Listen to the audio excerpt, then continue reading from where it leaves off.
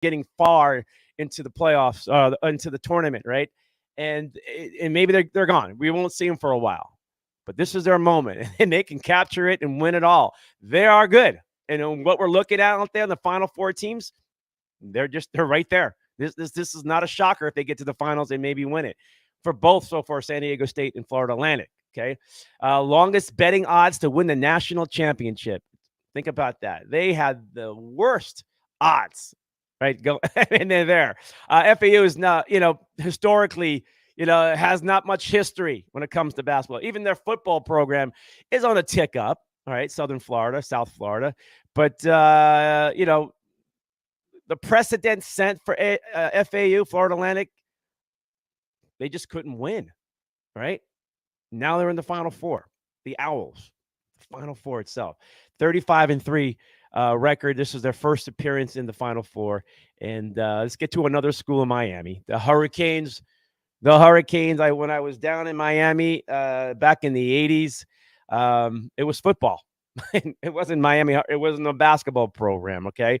And if Miami can get past UConn, Connecticut, which we'll talk about next on Saturday night, great primetime game too, by the way. It's going to be in a great position to win it all, though. The first national championship. The U was known for football, but it's their basketball program that is now taking the lead right now. The issue, of course, being the Huskies are a really good basketball team, UConn, and they got some serious talent, and they didn't break.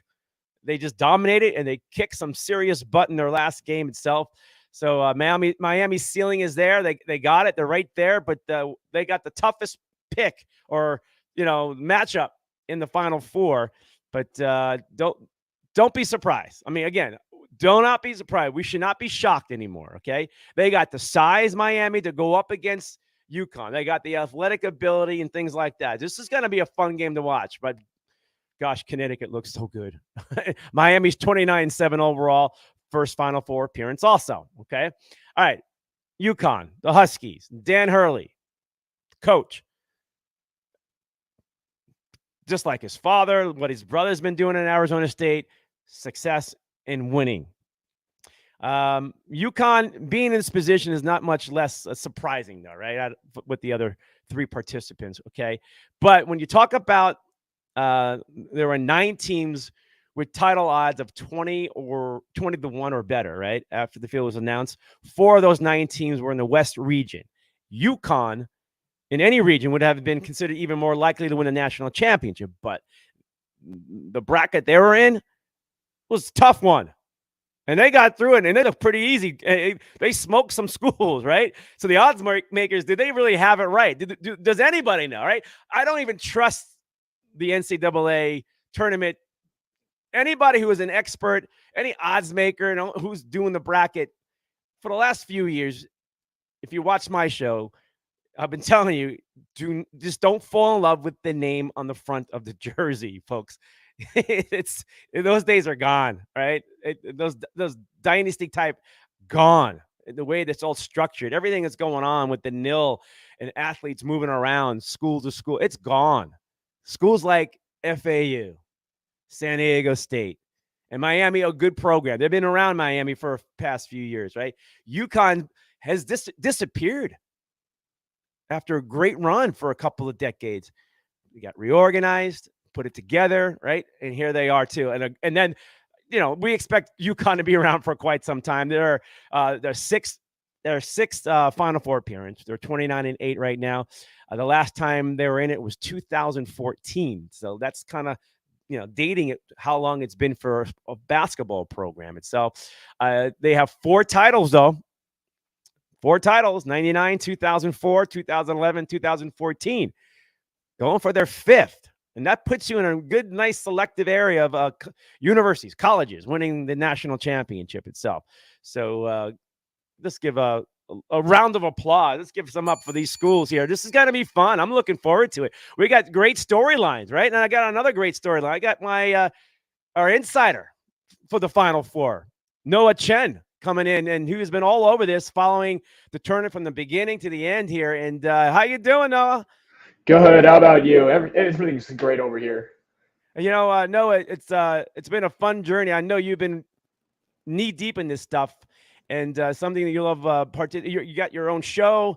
You talk about all types of sports itself, but this is the hot topic right now, and you love college sports especially too. So, what sticks out to you right now with these four schools? I mean, it's a hard one. That's a tough question because there's so many great storylines. But what's on your top five? How about that? Top five. I mean, let's start with the obvious. These are all teams with different backgrounds, different stories, and different archetypes, play styles. Have what you will. They're just so different, and that just makes for such an intriguing matchup. And if I had to pick something second that I want to say real quick, is that there isn't that one star guy, that one NBA draft prospect everybody's looking at. Because guess what? A lot of those guys are at G League Ignite right now. So, that really separates it because instead of getting all eyes on that one guy, we're seeing so much better team basketball, program basketball. And I think that's just so great for this tournament. I'm excited. I got something I wanted to show you something. I'm looking for it real quick. I'm going to pop it on the screen. Where is it? Help me. Okay, these are our four teams. I'm going to leave that on the screen for a second for you. Okay. Did I have it? Oh, maybe I screwed that one up, but I'll tell you right now. When you talk about those athletes, those top tier elite high school athletes who get recruited, these schools do not have any of those kind of recruits, right? This is like one of those, like you expect, like you said, the star, the high school star goes into college, and there he is right now. These guys were stars, by the way. We can't take that away. But the hype machine around them, everything else that follows some of these guys. Can anybody name these guys? Like, that's the question. Like, I'm not asking you to, but if you can, fine, great. But that's the beauty of it. Unless you watch the games, you may know a few names, but prior to that, we didn't know squat about these schools, right? And that's the point you made. I hear you. Yeah, absolutely. It's so different. I like to think back to the 2018 tournament where everybody was watching Duke basketball, that big three, Zion Williamson, RJ Barrett, Cam Reddish, and those guys got knocked out. They didn't make the Final Four that year. They got knocked out pretty early. They did. We don't see that here. We haven't been following that one guy. I think the last one was probably Brandon Miller at Alabama, and they lost in the last round. So it's truly the era of team basketball. NIL deals, the G League Ignite, it's completely changed the way we're looking at the tournament. I think this is going to be a really fun trend to see in the next years or so. All right, so the matchup that we have, I'm going to say the UConn one for last because that's the primetime game. Florida Atlantic, San Diego State. Like, if you put any money on this prior to the tournament, like, you must be ecstatic. I'm sure there's a San Diego State alum sitting there or a FAU alum. Like, I don't even know the odds, but I'm sure it was like 600 to 1 or something crazy like that. Somebody's making bank. Somebody's going to make bank, right? And it's going to be awesome to see those, like, Monday morning or Tuesday morning when everything comes out, and you see who, made a lot of money on those bets itself. But I will say this. I don't know who's winning it. All right. Do you have an idea? I do have a favorite. I'm kind of upset because I did not want to see these two teams play each other. I can't say early, but I'm kind of bummed out. UConn, Miami, those are I'd have to argue the better teams here. I wanted to see something else. I don't know if that makes sense or not, but either way, I'm happy that one of these two teams will end up in the finals. But you got two mid-major programs, technicalities and whatnot, that are different. I said this before. They're different. SDSU, you got to focus on their defense. Number one. That's what they're about. They're a defensive team. Their top three strengths are defense, and defense. Does defense win championships, though? That hasn't really been the case for a lot of these tournament runs. I mean, if you go back, they're number one in defensive efficiency. That's their ranking. If you go back about, I think it's 12 years or so, only 3 teams that are ranked in the top 10 in defense efficiency have won the title, and those are 2016 and 2018 Villanova and 2019 Virginia. But when we think about those teams with defensive as their main strength, we often see those guys get knocked out pretty early in the tournament, like Virginia than 2018. So my problem, let's get this out of the way. I'm picking FAU to win this game. I have a hard time seeing because you said it before. We are just waiting for SDSU to crumble. You know, Right. it's their defense that carries them through. They don't really seem to have that offensive guy, that guy Hmm. that can go out there and get you buckets. And I don't see that on the team. But what is separating them right now, what has carried them to the Final Four, is that they're getting that offense from a bunch of different guys. Three different players have been the leading scorer in the 4 games up into this run, and that is what is keeping them in this. However, on the flip side, FAU, they're a very solid team. They got spacing, they got really good off ball movement. They're able to push the ball in transition. Any one player on that team could go out and score, and they're very good defensively. They can switch 1 through 4 on those positions. I like FAU. I mean, how could you not argue with the coach, Dustin May, who's getting Hmm. comparisons to Ted Lasso? I mean, that's a really great story running there. A lot of coaches don't survive at Florida Atlantic in their sports programs. It's one of those stops. Build up your name. Get some credibility, and you're gonna move on to and that's probably what may just happen. Your Ted Lasso dude is gonna end up somewhere else at a bigger name school, or does they sit there and do they build this? What they built. And that's the hard part. I just hate seeing that. They just move on. Last year it happened a few times. They just move on, right, to the next school, and because they get money and they don't get paid at these like the way they can. So Money talks, you know. it's very true. But you didn't mention something though. You didn't mention the defensive part, and a couple of schools in 2018 to 2016. They had experience, and those squads were. Uh, they were around as a unit for a few years, and that's what we're seeing with these schools. So what breaks, right? If it comes down to some offense, yeah, I don't understand San Diego State able to get enough points on the board. Okay. And the length and the size and of FAU itself, and to win it all, Miami is just tough, and UConn is just tough, physical, tough, inside and out. Right? They just bring it. It's at a different level. And we thought like the other schools, Bama and I'll even say Arizona, who got knocked out pretty early. Right? You know, there is a mentality of an urgency that can ignite a team early on, and I'm going to watch early on. Um, it's going to play out pretty early. It's going to play out early. Whoever gets out of the gates early, if they both get out of the gates early, we're game on. This is going to be fun to watch. And it's like just hanging on in a boxing fight. And then later on in the rounds, whoever can pull away will win it, right? Kind of thing. But is it going to be like the UConn game from last week where I turned it on and it was like 20-point lead? I'm like, wow. Turn it on, it's a 30-point lead. I'm like, wow. And beating a good school, right?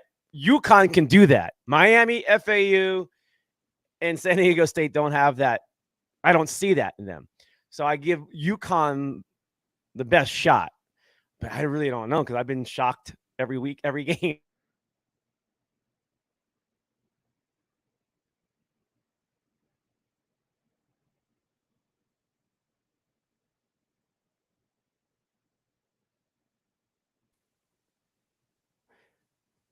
All right, talk about UConn and the Miami game. It's hard to argue against UConn. They're the hottest team in this tournament, and I don't think you can argue that at all.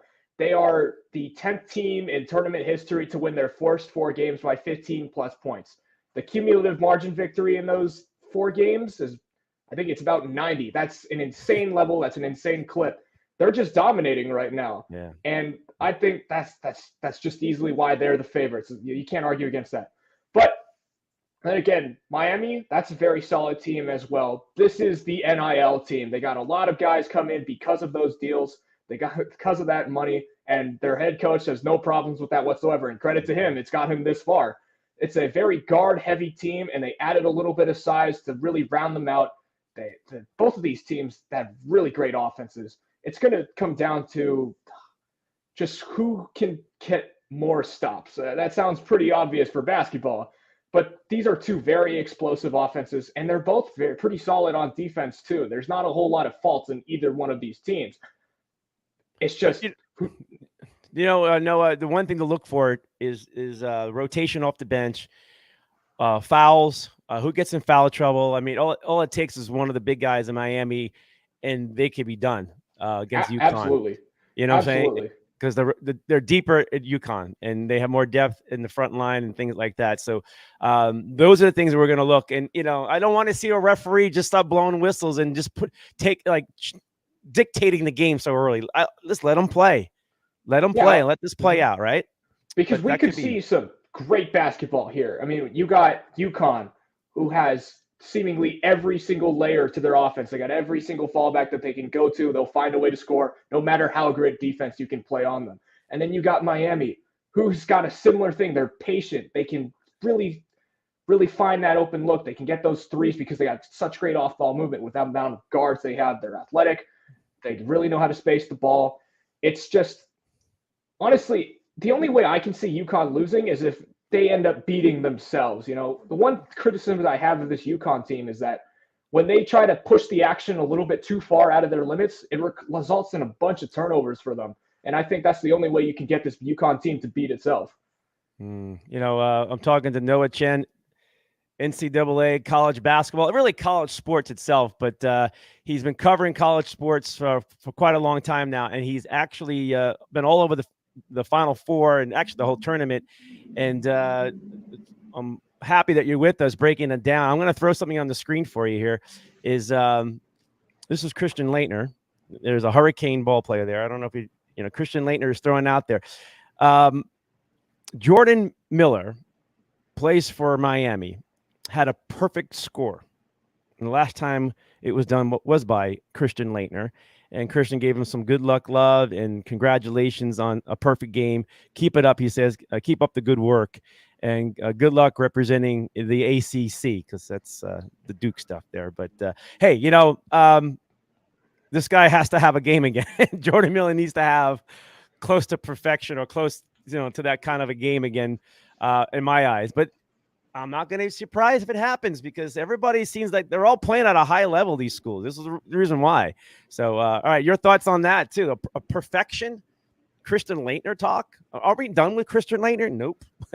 I don't know. It's tough to argue against Christian Laettner. Obviously, it didn't work out for him in the NBA, but hey, he was a college hooper, Got selected to that 92 Dream Team over Shaquille O'Neal. I feel like that's worth a couple bucks right there. But oh, yeah. Huh? But man, yeah. Keep going. I'm just going to put this on the screen as we're talking Final Four with this, three schools that nobody expected. UConn was 20-1 odds, so wasn't really expected to get this far, and but here we are. And three of them are really Cinderella stories when you look at it: Miami, San Diego State, and Florida Atlantic. The possibility of Miami playing Florida Atlantic 30 miles apart, Boca Raton, Florida Atlantic, and Miami, obviously, the University of Miami down there. That's how far apart they are.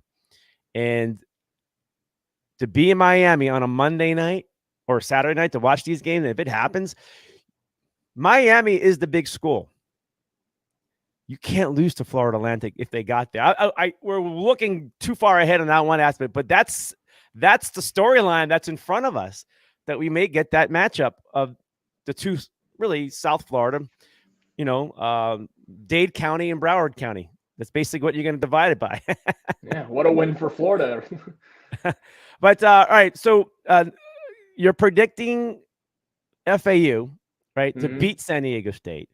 But are you getting UConn or Miami to beat Florida Atlantic? What has separated Florida Atlantic from other Cinderella teams is that their path has not been easy, and they've had to come back each time. They didn't always get out to that hot start. Each one of their 4 games, they had some sort of big deficit, a sizable one, maybe not massive, but at least maybe, around like 8 points, something that they had to come back from, something they had to band together. Winning in the clutch is just so valuable in this tournament because you only have one game, one and you're done. You got to capitalize on the moment. You can't wait for those adjustments to come to you. You got to take them. And I think FAU is the best team when it comes to making those adjustments. I'm rooting for looking FAU. forward to it. Yeah. I'm sorry. I am rooting for the Miami matchup. Hmm. Knowing the area, knowing living down there, and knowing how these again, I'll repeat it again. There was no basketball program back in the '80s, and they were when they were started. It was just it took this long to get there, Hmm. and to see it mature and come this far, I would love to see FAU against Miami, and that it just I understand what's going to go on down there. So that's all I think I can put my hat on. That's all, as a fan looking back on it, Noah, is that this is something that I would love to see. And I think it Hmm. has more of a storyline than any other matchup, combination itself. But I'll take it. All Yeah, right. absolutely. Your final thoughts, though.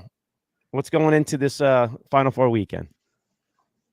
A lot of great action, but really, what you got to see is who's going to play their best basketball in the clutch. Down And the stretch. down the stretch, I mean, one thing I will say about UConn, as dominant as they are, they haven't been challenged yet. And I think if someone does end Mm. up getting them close, I don't know. Who knows at this point? Because they haven't been challenged. They've been blowing teams out of the water. So if someone Hmm. could stick with UConn, can they beat them? I would, if I had to pick that. FAU, we've seen them. They can close games. They can come back. They can Come fight. back. I think that's something to watch. Hmm. Miami's going to punch them. There's no doubt. Miami, remember, they were down how many points? With like 12, whatever it was, late in the game, and you thought they were dead last weekend. Remember, they Hmm. were behind, and they pulled it off. They pulled it off, and they made that comeback, and they won. Down the stretch, but it was a heck of a last 5 minutes. And so, am I going to sit there and think UConn is just going to? No, I think Miami's going to punch them pretty good. I just hope there's no fouls early on in foul trouble and things like that. I just don't want to see that. I just want this to be straight up a good basketball and let it play out itself. No referees, just no referees engaging. Please let them play. Let these kids play. But I think I cut you off on your final thoughts, though. Finish up for me. Sure. I mean, look, it's not about what you can do on your own. These are all team basketball. These are all basketballs teams that play together. And I think what's really going to test them is when it gets this, the stakes are this high, when the moments are this big, do you have that sort of mental fortitude to stay Mm. in it? And we're going to see. It's a good point. Noah, when a good team or somebody who doesn't get punched a lot in the face, basically, Mm-hmm. a good friend of mine who coached a high profile boxer, I'm talking super mega elite boxer, and he said he looks for that in a fighter where when you get punched, how do they respond back? And if you don't get punched a lot, if you don't, you're one of those great players or fighter, and you don't get punched a lot because you're that good, but all of a sudden you're in a different situation. Your opponent is fighting you, and he's hanging around, and you're taking some hits, and it's closer than it. Yeah, you may be winning, but it's kind of close, and kind of breaks your soul a little bit. It kind of breaks you. It puts a little more panic in you. You get out of your rhythm a little bit, right? Your comfort zone, like everything starts to change, and that's what happens. That's what's been happening all tournament long. All of a sudden, like we're losing to Florida, like Florida Atlantic, like and all of a sudden you're broken. So I agree with you that can UConn withstand a Miami punch, and if Mm-hmm. they can get to the finals, another punch. I believe they have a better roster, but we've seen better rosters not win. So Mm-hmm. talk to Kansas about that one. Yeah. It's never been who is the best team that wins the tournament. It's just who can put that string games together and win 5, 6 in a row. Yeah, and here we are down to two more games, and then we're on to another sport or two, and our life will move on. And will anybody remember if Florida Atlantic wins it all, or anybody? That's the thing. We were not cherishing this moment of the publicity around the Final Four really hasn't really been that noticeable, and these great storylines, right? And the underdog storyline itself. Um, did they miss out, or does anybody really care? Or are we is the the Final Four, the March Madness is one of those everybody enjoys it, like instant gratification kind of thing. Oh yeah, the March Madness, and we all reflect on the past. But right now we're watching something very unique and special. Very unique, folks. We never had this before. These top ranked schools are gone, right? We don't have like this super elite ball player, star player out there, right? These high recruits, like all this, from high school, they're not there the way they mapped it out for everybody. Okay.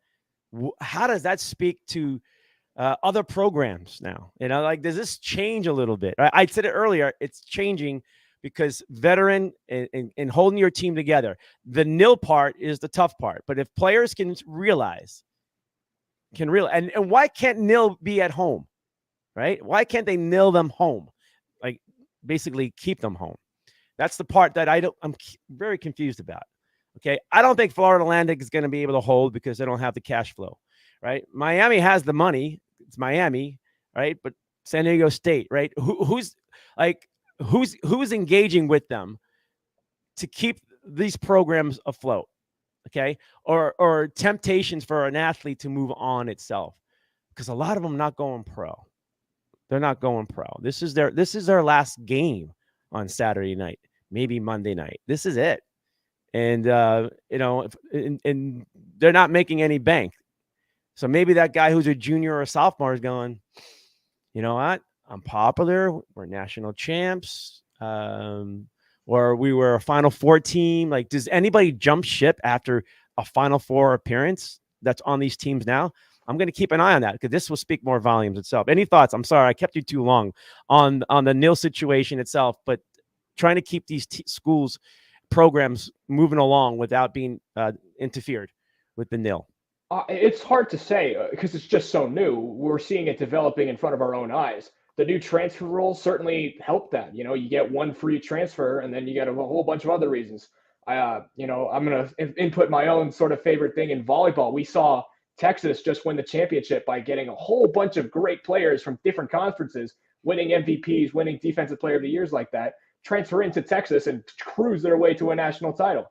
So, I mean, it's just so new that it's hard to say. But honestly, we might just be seeing a bunch of college super teams rise about from it, and there just isn't anything right now to stop it.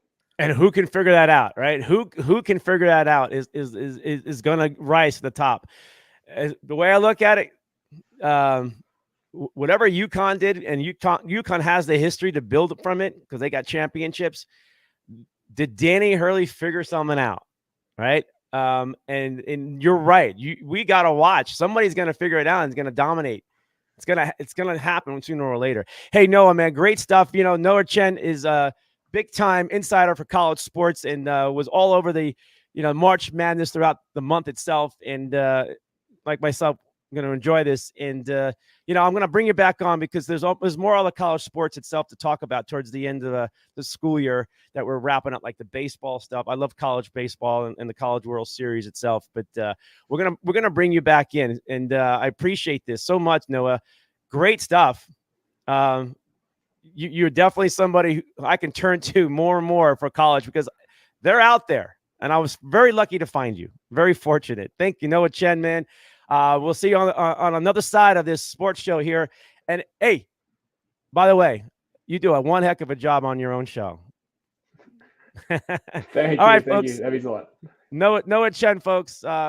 Insider for college sports and definitely for March Madness. Have a good night, buddy. Thanks. You too. All right. There he goes, man. I really appreciate him. It's never easy.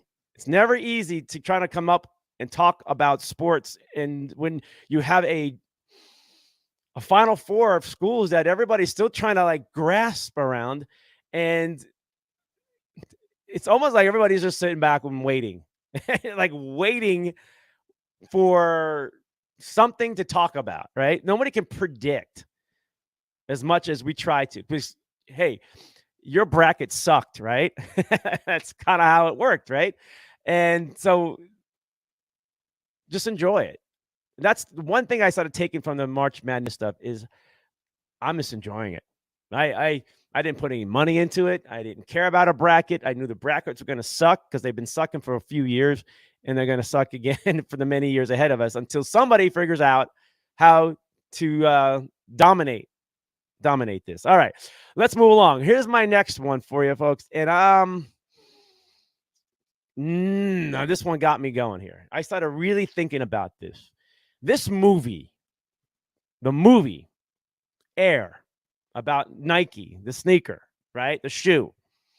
And Sonny Vaccaro, the salesman who went out and was made it possible to get Michael Jordan. He wanted Magic Johnson. Johnson signed a smaller contract and missed the big boat like Michael Jordan got.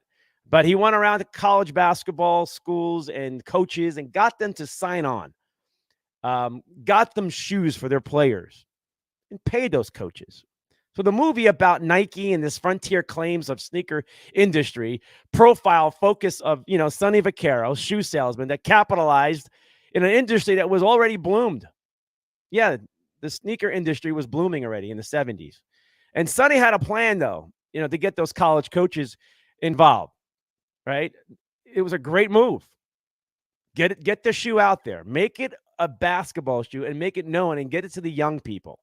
Okay, to have his players, to have the college players wear Nike. Coaches got paid, though. Players didn't. Players were happy. They were wearing Nikes now.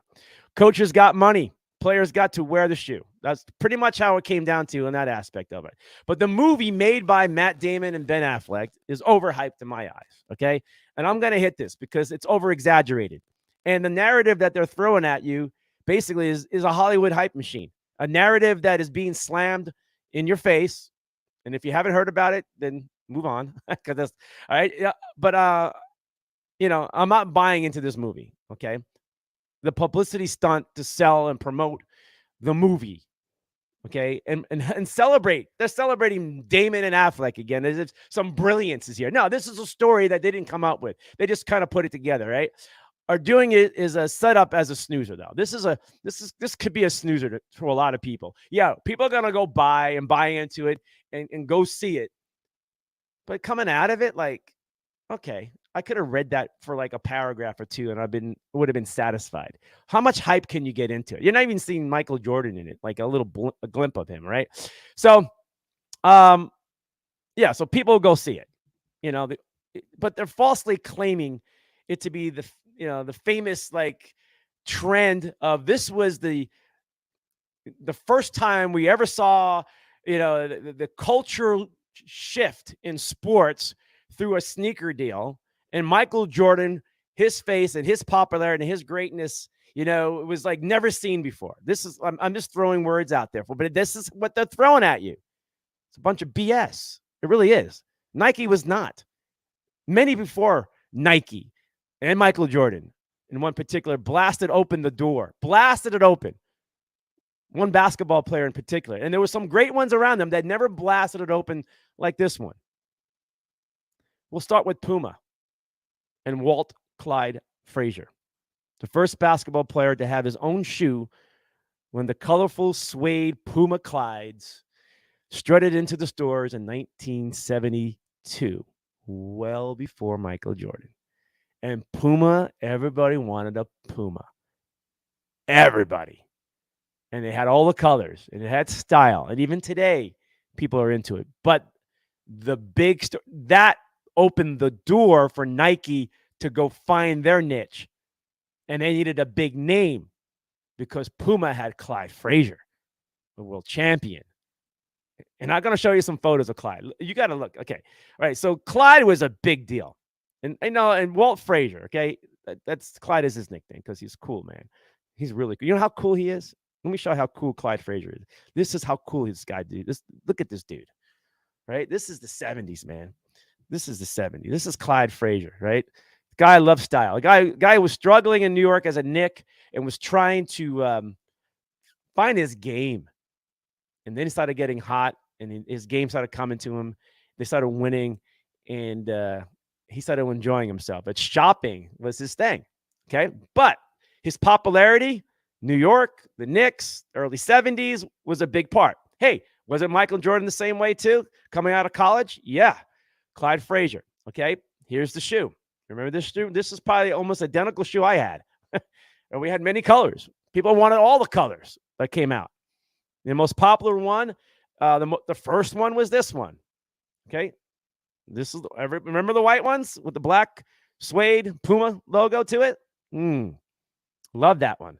All right. So Clyde Frazier, Clyde Frazier. There he is in the NBA Finals against the Lakers, and you can see his shoes there. He was well before Michael Jordan, well before Nike had to open their door up and find something quick, because Pumas was the thing in the 70s and into the 80s. And then Converse had to figure it out, and Adidas had to figure it out, right? They all had to figure something out, and they did.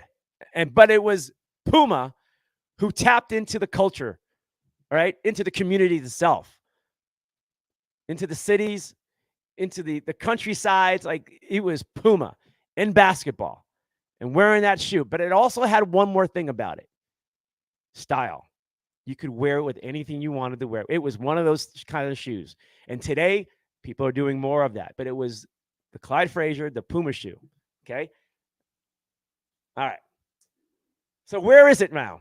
How far has it come? You know how far it's come, folks? It's come this far. Even today, DeAndre Ayton, Phoenix Suns, he's a Puma guy. All right? It's still around. But it was Puma who opened up these floodgate ideas for the other sneaker, the other shoe companies to get on board and realize, wow, there's a whole, like, hey, we can tap into this. It's not just going to be Puma. We can do it. And if it wasn't for Michael Jordan, where is Nike? How far has it gone? Think about that one. All right. But who else is involved? Who else is involved in this? Did you know that Kareem Abdul-Jabbar had his own shoe? Yep. There he is. Lou Alcindor, Kareem Abdul-Jabbar, Adidas. Yeah. That's back in the 70s, folks. Yep. Dr. J. Did you know Dr. J had his? Look at that one. Dr. J was wearing Converse. That's his shoe. Dr. J. Dr. J was bigger, just as big as Michael Jordan, right? So was Kareem. Like, these are mega stars. They all had shoe deals. Clyde had the biggest one, and the most popular one was Puma. And what they did at Puma opened up the doors from all the other ones. Here is George Gervin, the Iceman, San Antonio Spurs. This is his Nikes, right? He had Nikes. He was wearing Nikes before Michael Jordan was wearing Nikes, before Nike became what it became.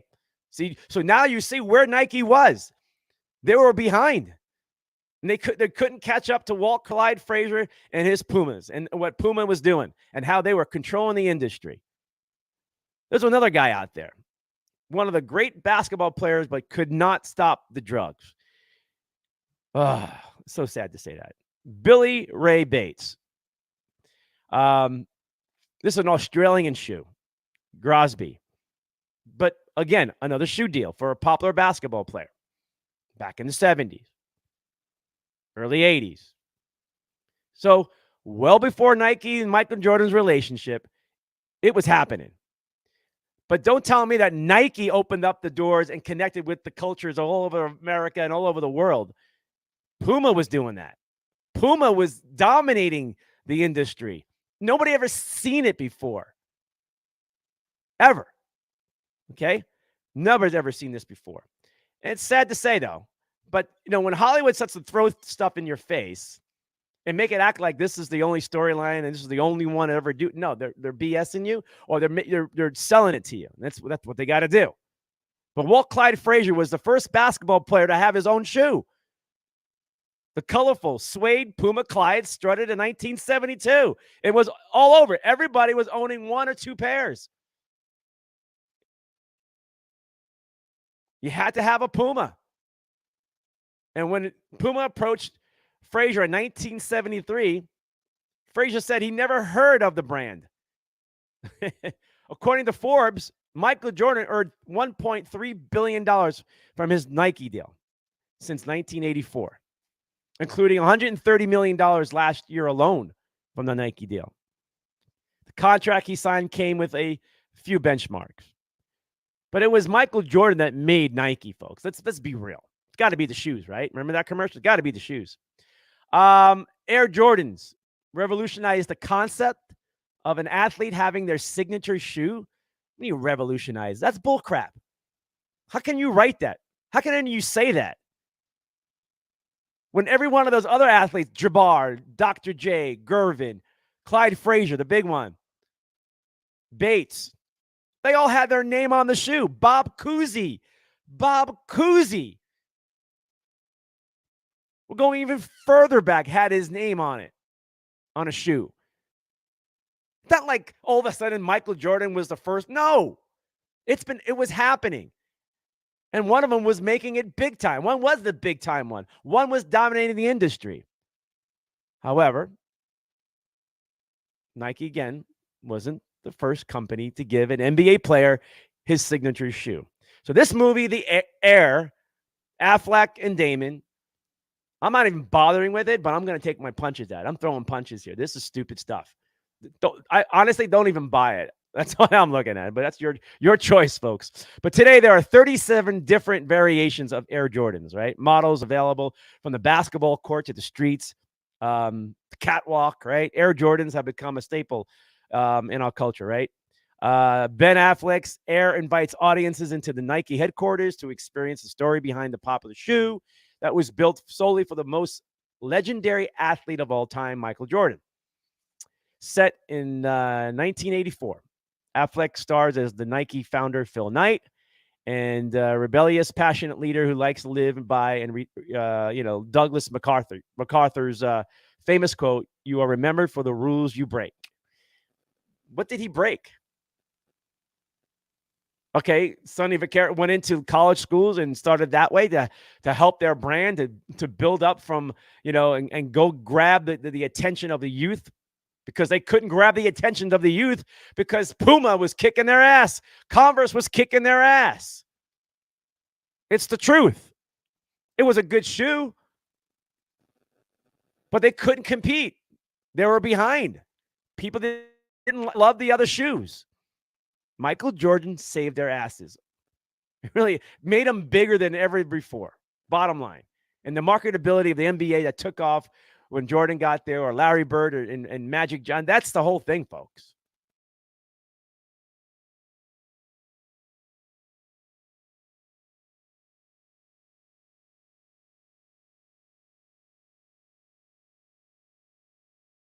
In mind. So during this time, Nike was not as successful, right, as its competitors, Adidas, Converse, and Puma, right? Their NBA division was struggling to sign an athlete to sponsor their gear. Think about that. They were struggling. I mean, they had Dr. J.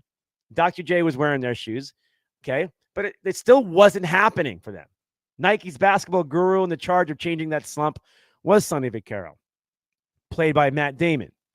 As the Nike board began questioning the relevance of his position at Nike, Vaccaro's job was in jeopardy. And Vaccaro sought to sign Chicago Bulls Michael Jordan to literally change the game for Nike and marketing brand, because they were in trouble. It wasn't moving. Okay. So Sonny Vaccaro, just as big as Michael Jordan, saved Nike. And remember, Nike wanted Magic Johnson, okay? But here comes Clyde Frazier, Puma, well before this ever happened, right? Walt Frazier signed with Puma as the first star to serve as a brand ambassador, okay? Clyde said when they first approached him, was only the guy getting paid to wear a shoe. That's it. And they told me they wanted me to help design the shoe. So now everybody, it wasn't Michael Jordan designing shoes and these other guys. It began with Clyde Frazier designing a basketball shoe. Again, folks, buying into that Hollywood hype, falsifying, putting it out there. Okay, the frontier began back in the 70s. All right. So the result was Clyde, a classic sneaker, that was released in 1973, okay, and still popular today. Clyde was wearing a Puma a year earlier, but they came to him in 1973 and say, "Hey, you're our guy. You're the hottest point guard in the world. Walt Clyde Frazier, besides Oscar Robinson and like Frazier, Clyde Frazier." Right? I mean, go back and look at your history books, folks. Okay. Over the years, though, he recalled it was favorite of everyone from break dancers. He said Clyde Frazier and retro craze. I mean, that's the truth. And even today, people would like Pumas for style. Shoe has been timeless, actually. But it was built back in the 70s. People still love it after 40 years. Think about that. Nike can't say that. Frazier believes Clyde has had the such staying power because the shoe was called Clyde, okay, with his signature on it. Basketball and sneakers are synonymous. And, at the time, Converse made the only brand that made basketball shoes. But then Puma, Adidas, and Nike all started to introduce models and specifically to the sport. So Converse has been around for a very long time, way back in the day, right? Back in the, you watch them, watch the old basketball footage, right? They're all wearing Converse, but they couldn't do what Puma did. Clyde said he was fortunate enough to be the only guy to endorse a shoe and have a shoe named after him, not Michael Jordan. Jordan was secondary. Jordan came later. I'm putting this in your head. I'm never going to let you forget about this. Okay. And because the shoes were suede, they were not only performance driven, but very fashionable, like I keep saying, which fit right into this wheelhouse, right? They soon became a hit with the fans. And I know I was. I had Puma. I'm actually wouldn't mind buying some right now. Just in New York, New Jersey, and Connecticut, where it hit first, so many shoes were sold. So many shoes were sold in that tri-state area. They didn't need the rest of the country, they said. That's how popular it was. And then it just took the country by storm. It was on. It was seriously on. According to Puma, though, or Puma buyers, people buying Pumas, Puma has more responsibility, or I should say reasonable prices, though, for its quality, unlike Nike, which is more expensive. Nikes are more expensive. It's just ridiculous prices than their actual value. Okay. Puma is still a great shoe. It's just as well made. All right. Nike shoes are best for sports due to their air technology and lightweight sole, but they had to improve on that. And this is what they were able to do. Okay. While Puma highlights its versatility now by combining sports and fashion in one mix. Okay. And with the annual revenue of $5.8 billion a year, Puma ranks as the second most potent to Nike. The brand is currently offering products across 120 countries through 830 owned stores itself. Okay. Actor Ben Affleck says he knew the new movie documenting Nike's rise status is about more than Michael Jordan's impact. Frazier was the first impact. Big impact. Nike will always be the second, and the outreach it had all because Puma and Clyde Frazier, I should say, inner city and outside across the country itself. Okay, so that outreach, the inner city, reaching out to those kids, playing ball, Clyde Frazier. Clyde Frazier. I'm going to show you more photos again, folks. Like I have to do this to you. But, the Bob Cousy one, it still blows me away. It blows me away itself. Speaking of Michael Jordan, okay, look at this stat right here.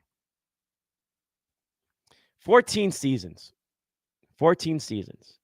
Michael Jordan accumulated those titles. LeBron James, never, had a run like he did in 20 seasons, like Michael Jordan had in 14 seasons, okay? The hardware, by far, is all in favor of Michael Jordan, not LeBron James, okay? So when we talk about the GOAT, think about this. This is just a funny little meme, though. I heard that LeBron has the most Game 7 points in history. And Michael and Jordan would laugh. I never knew what a Game 7 was. Michael and Jordan never had to play a Game 7 in the NBA Finals. Michael Jordan never allowed his team to get that point. That's the truth. So, you know, the GOAT is it really Michael Jordan or is it Kareem Abdul-Jabbar, right? Is it, there are so many great players. I lean on Jabbar as the greatest of all time. But Jordan is right there, obviously, the way he dominated. But Jabbar dominated like Jordan dominated. Okay. So we got to keep that in perspective too. All right. So what's going on around the NBA? There is a great storyline happening in Brooklyn. The Brooklyn Nets, after the big trade, trading away Durant, are still in the playoff hunt. People thought they were crumble and fall, thinking like, there goes all your star power. But the guys they received are playing high-level basketball. And one guy in particular that we talk about, who in Phoenix didn't really get a chance to be a scorer. But now he's the guy in Brooklyn, and the Nets are winning and are a dangerous team in that first round for sure. I'm talking about Brooklyn Bridges. Mikal Bridges, since he's arrived as the centerpiece of the Durant deal, he is pouring in 26.8 points a game. While, it's his shooting percentage, right? 49 or 40, let's say 50%. Okay. It's just, he's having one of those outbreak seasons, and it took a trade away from the Suns where he wasn't the focal point of offense. He was more like the guy on defense. But now that he has taken the leadership role in Brooklyn, along with his teammates that he has, this team is on the rise with some young talent. Did Phoenix miss something here? Did Phoenix not realize what they really had?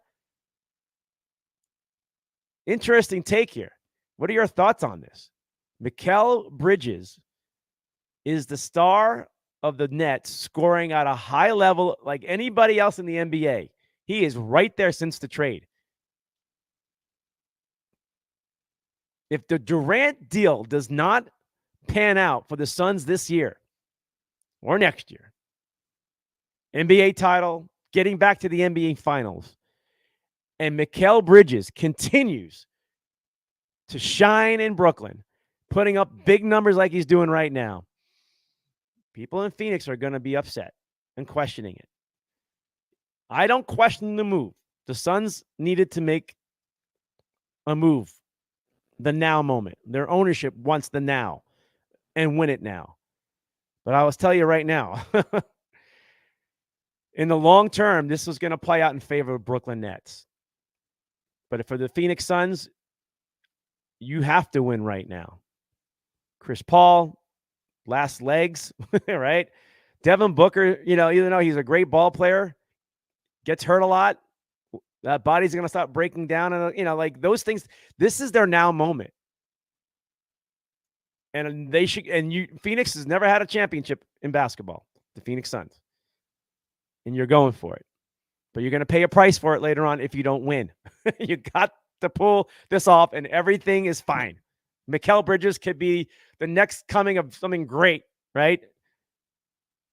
But you got your championship.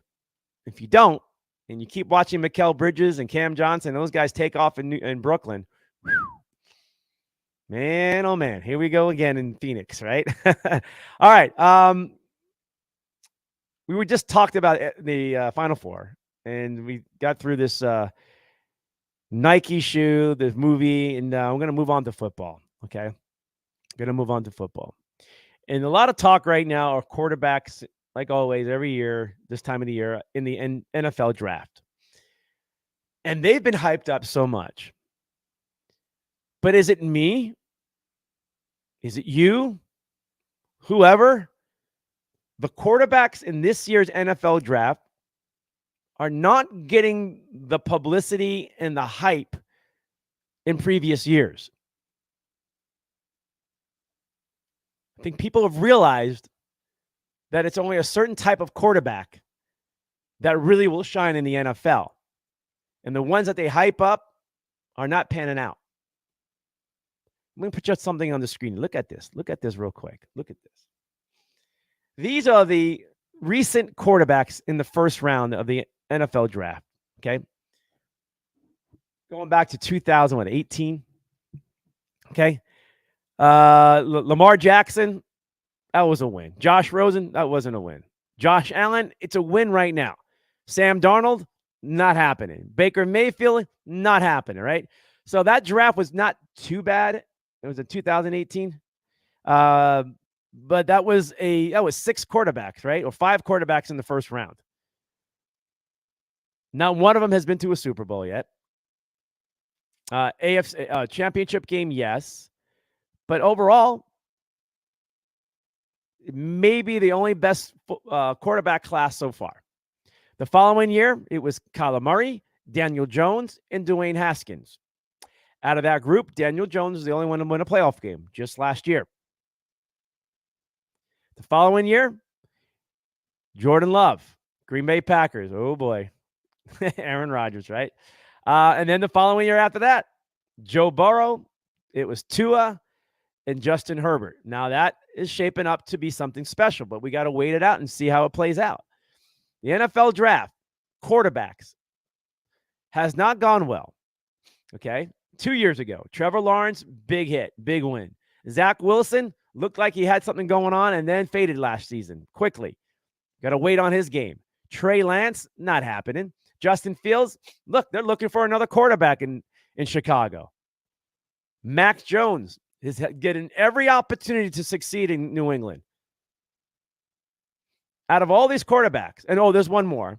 Last year, Kenny Pickett. And that was a pretty successful run for Kenny. So we're going to keep an eye on these quarterbacks. And in the end, it's still going to be Kenny Pickett, Trevor Lawrence, Joe Burrow.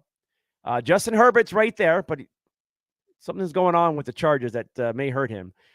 Daniel Jones has a more upside than, unfortunately, Dwayne Haskins, who's no longer with us, and Kyler Murray. Okay, Jordan Love, not happening. Josh Allen and Lamar Jackson. So, out of all these quarterbacks on the screen, there's like 5 of them that have had success, playoff success, or something in that manner. Okay? So I'm warning you right now. If you're looking for a quarterback, you got to do your homework. Unless there's a Trevor Lawrence out there or Justin Herbert out there, right? Or Mahomes. That's it. It's gotta be a big hit. Can't be swinging and missing on this stuff, especially at quarterback. So don't buy into the hype. Don't buy into the hype of this. All right. Big story still dragging along with the Arizona Cardinals is DeAndre Hopkins. D-Hop. Who wants this guy? Who can afford him? What will it take to get him? Will this drag on? Okay. Another AFC power team is out. What's left?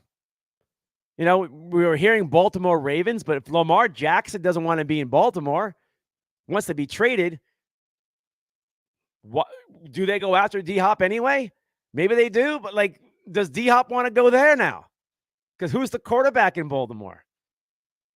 It'll be the same situation in Arizona. Better off staying in Arizona, DeAndre Hopkins. Who's going to reach out? Kansas City? Possibly. They may be the only team left. Maybe the only team left that maybe can able to pull off this, that D-Hop would want to go to. Hopkins wants to win, and he wants this championship. He wants to play in the playoffs. He wants to be a big-time postseason player. He wants to get to the Super Bowl. That's that dream, right? Man, but there's a dollar sign tag to him. And what are the Cardinals asking for him? And is it the right matchup? And does D-Hop want to get there and go there?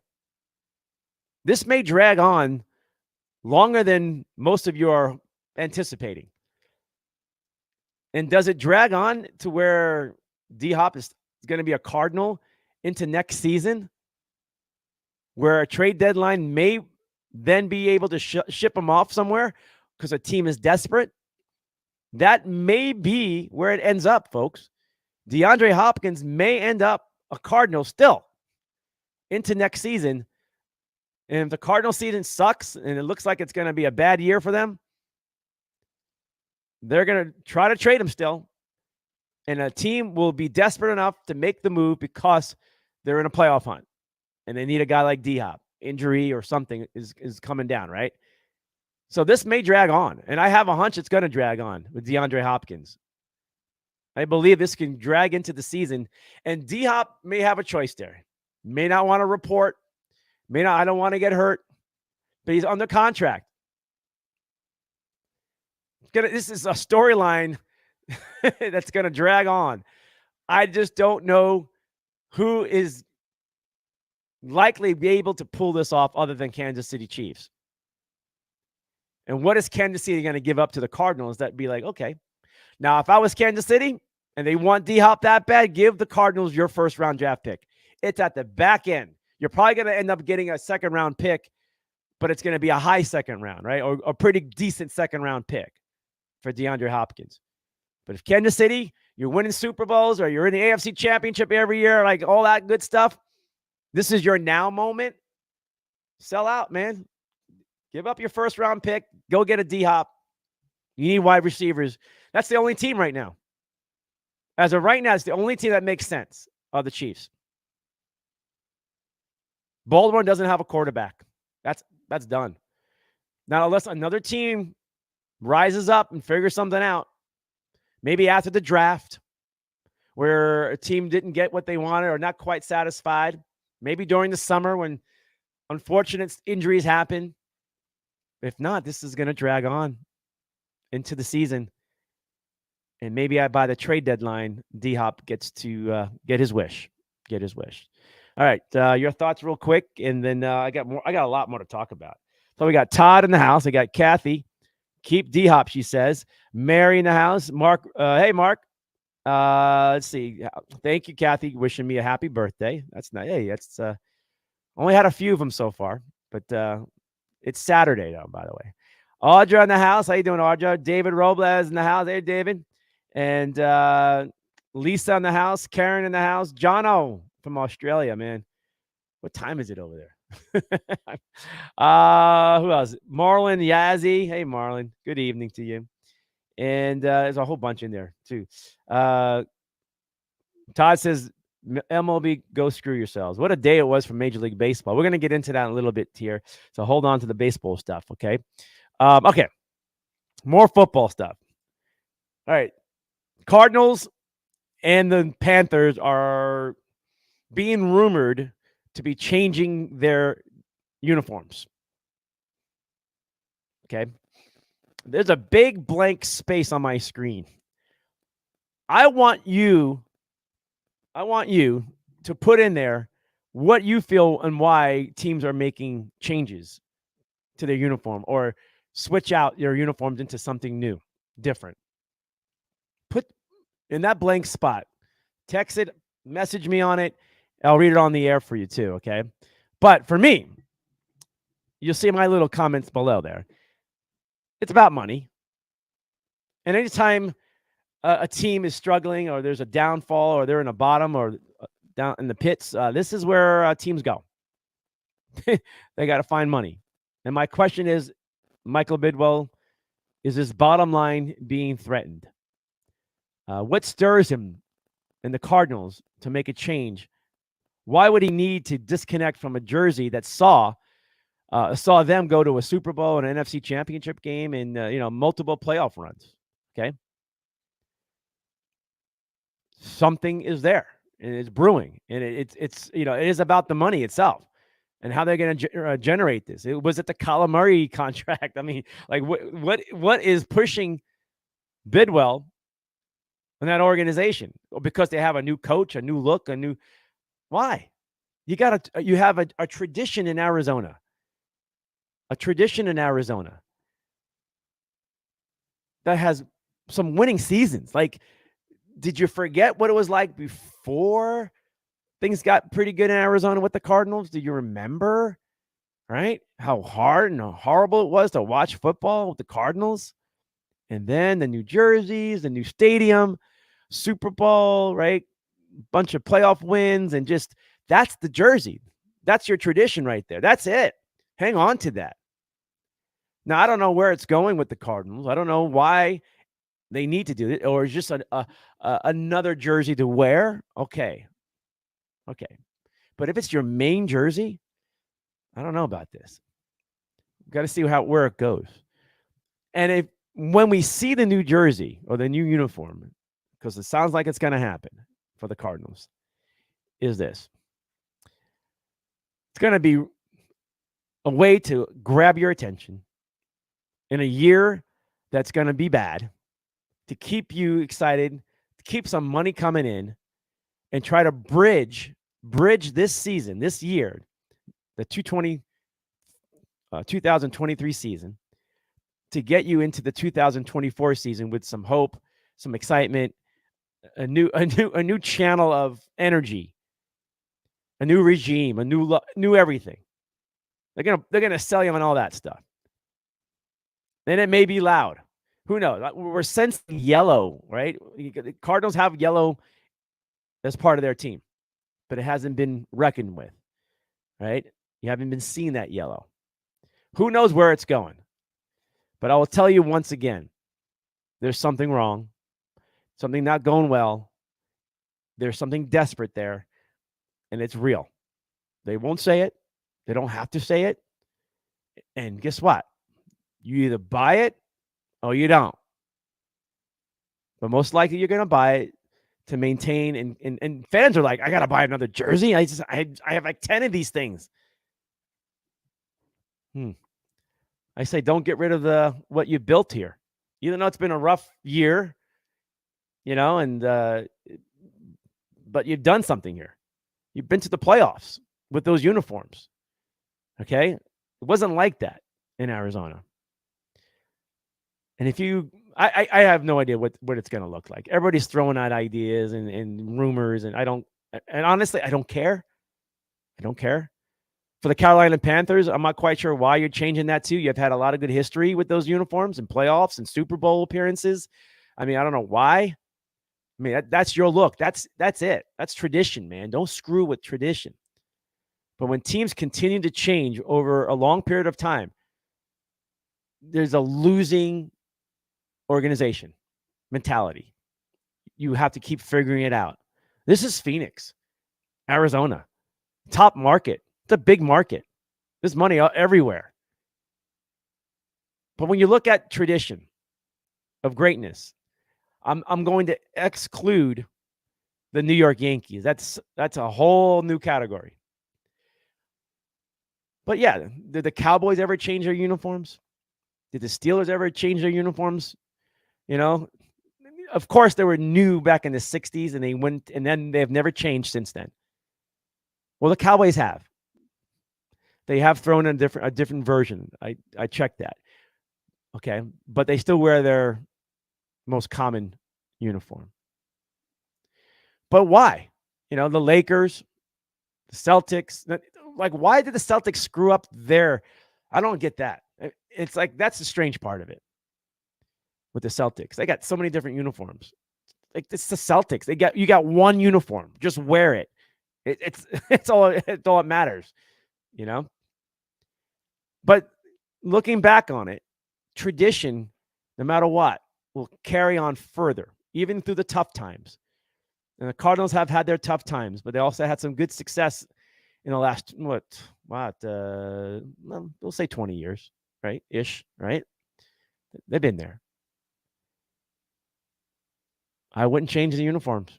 I would, if it's another uniform for a special day or a Monday night game, or fine. That's cool. And I hope that's the case. But you built something. Keep it. The fans love it. They own it. And the fans feel like they own those, like they feel ownership to that whole thing. And why make them pay? Why stick it to them? Why stick that, in their back? You haven't produced, the last couple of years, right? and you're going to screw them more. Ticket prices are going up, new jerseys, and they're going to be high priced jerseys. Like, it's not a good sign. Like something is wrong. And that's a great indicator, folks. Great indicator. Okay. All right. That's that. All right. So talking about the Carolina Panthers, they're considering changing their uniforms, but do you realize what they've done? Look at these guys. Look at these names. Sanders, Thielen, right? Hurst, the tight end. Okay. Got a great one out of Detroit. This is a revamped offense. Carolina just needs a stable quarterback situation in Carolina. That's all they need. And they may pull something off in the draft, but they have really stockpiled some veteran talent. These are just 4 of them that I'm mentioning, but these are pretty good 4 of them in offense. And, the Buccaneers, I don't know where they are. The Saints have got their quarterback, and they should be the front runner. But Carolina Panthers are right there, folks. They're right there. And they were very active. Okay, very active. One team that's been active trying to get Aaron Rodgers. We're now being told that the Packers are not really interested too much of a first rounder. It's not necessary. All right, that's what the Packers are saying. General manager's saying that. So does this mean the Jets and the Packers are very close to a deal? And who's going to follow after this trade is done to the New York Jets? Keep an eye on this, folks, okay? We've been watching it. But here's one guy who's trying to push to get back to New York and likes what they're doing in New York and loves the idea with Aaron Rodgers. And he met with the Jets, right? But exactly how Beckham would fit in with the Jets and who currently have, Garrett Wilson, a great rookie last year, Alan Lazard from the Packers, and then Mecole Hardman from the Chiefs. They got him, his speedster. And then you also have Corey Davis. Remember him from Tennessee Titan days? The Jets are pretty loaded. I don't know where Beckham is trying to push to get to be the Jets. Jets they don't even need him. But that's what's going to happen in New York with the Jets once Aaron Rodgers gets there. People think Aaron Rodgers is done. He's not. He's not. I mean, he's just 1 year off from being in the NFC Championship game. He has been the sole purpose for the Packers being even relevant. Okay. And speaking of fans, this is the Kansas City Chiefs, one of their top fans. Okay. He got arrested. Okay. The name is Babadar. Allegedly robbed a bank at gunpoint. This guy right here. He was Mr. Popular. All right. His lawyer, Tracy Tiernan, has said she hasn't talked to her client in over a week, though. Fans, if it's rough out there, for one, do not dress like this and go rob a bank. I hope he didn't do that. That would have been pretty funny. But that's sad story there. Robbing banks at gunpoint. I think times are tough. Maybe times are tough. $5 eggs, right? Mac and cheese, $5. I mean, you can go buy a little bag of Cheetos. It's $3.99. It's maybe this is why people are robbing banks. All right, but a popular one like that, ooh, he lost everything there. Too bad. All right, NFL doesn't mind having a number 0. Is 0 really a number? Can you answer that for me? I'm going to look at your messages and I'm going to go through and we're going to have fun with it, okay? I'm just putting a lot out there for you. But owners approved a proposal to allow players to wear number 0. I never saw 0 as a number. To me, it was just the buzzer. That's all I knew. That was 0, right? It's over. But if you're an athlete and you want to wear 0, remember Kevin Duckworth, Portland Trailblazers? I remember a Phoenix Suns fan during the NBA playoffs back in those days with Tom Chambers, and had a picture of Duckworth with his name, his jersey, the back of it, And it says, how much is a duck worth? Zero, double zero. And do you want to wear that in the NFL? I mean, you're going to get harassed. You worthless piece of, I can hear everything. Okay. The people in the 50-yard line front row, the front row fans are going to be yelling stuff, right? During warm-ups. I mean, I don't think I want to go hearing stuff like that's distracting. Or does that motivate a guy? Yeah. I don't think zero is zero. There's too many negative tones to it. Right? You're a zero. I mean, you've heard that before. You're a loser. You're a zero. All right. I guess they need more numbers. I don't know what it is, but maybe it's popular. If it is, I guess. I don't know, but there it is. You can wear the zero.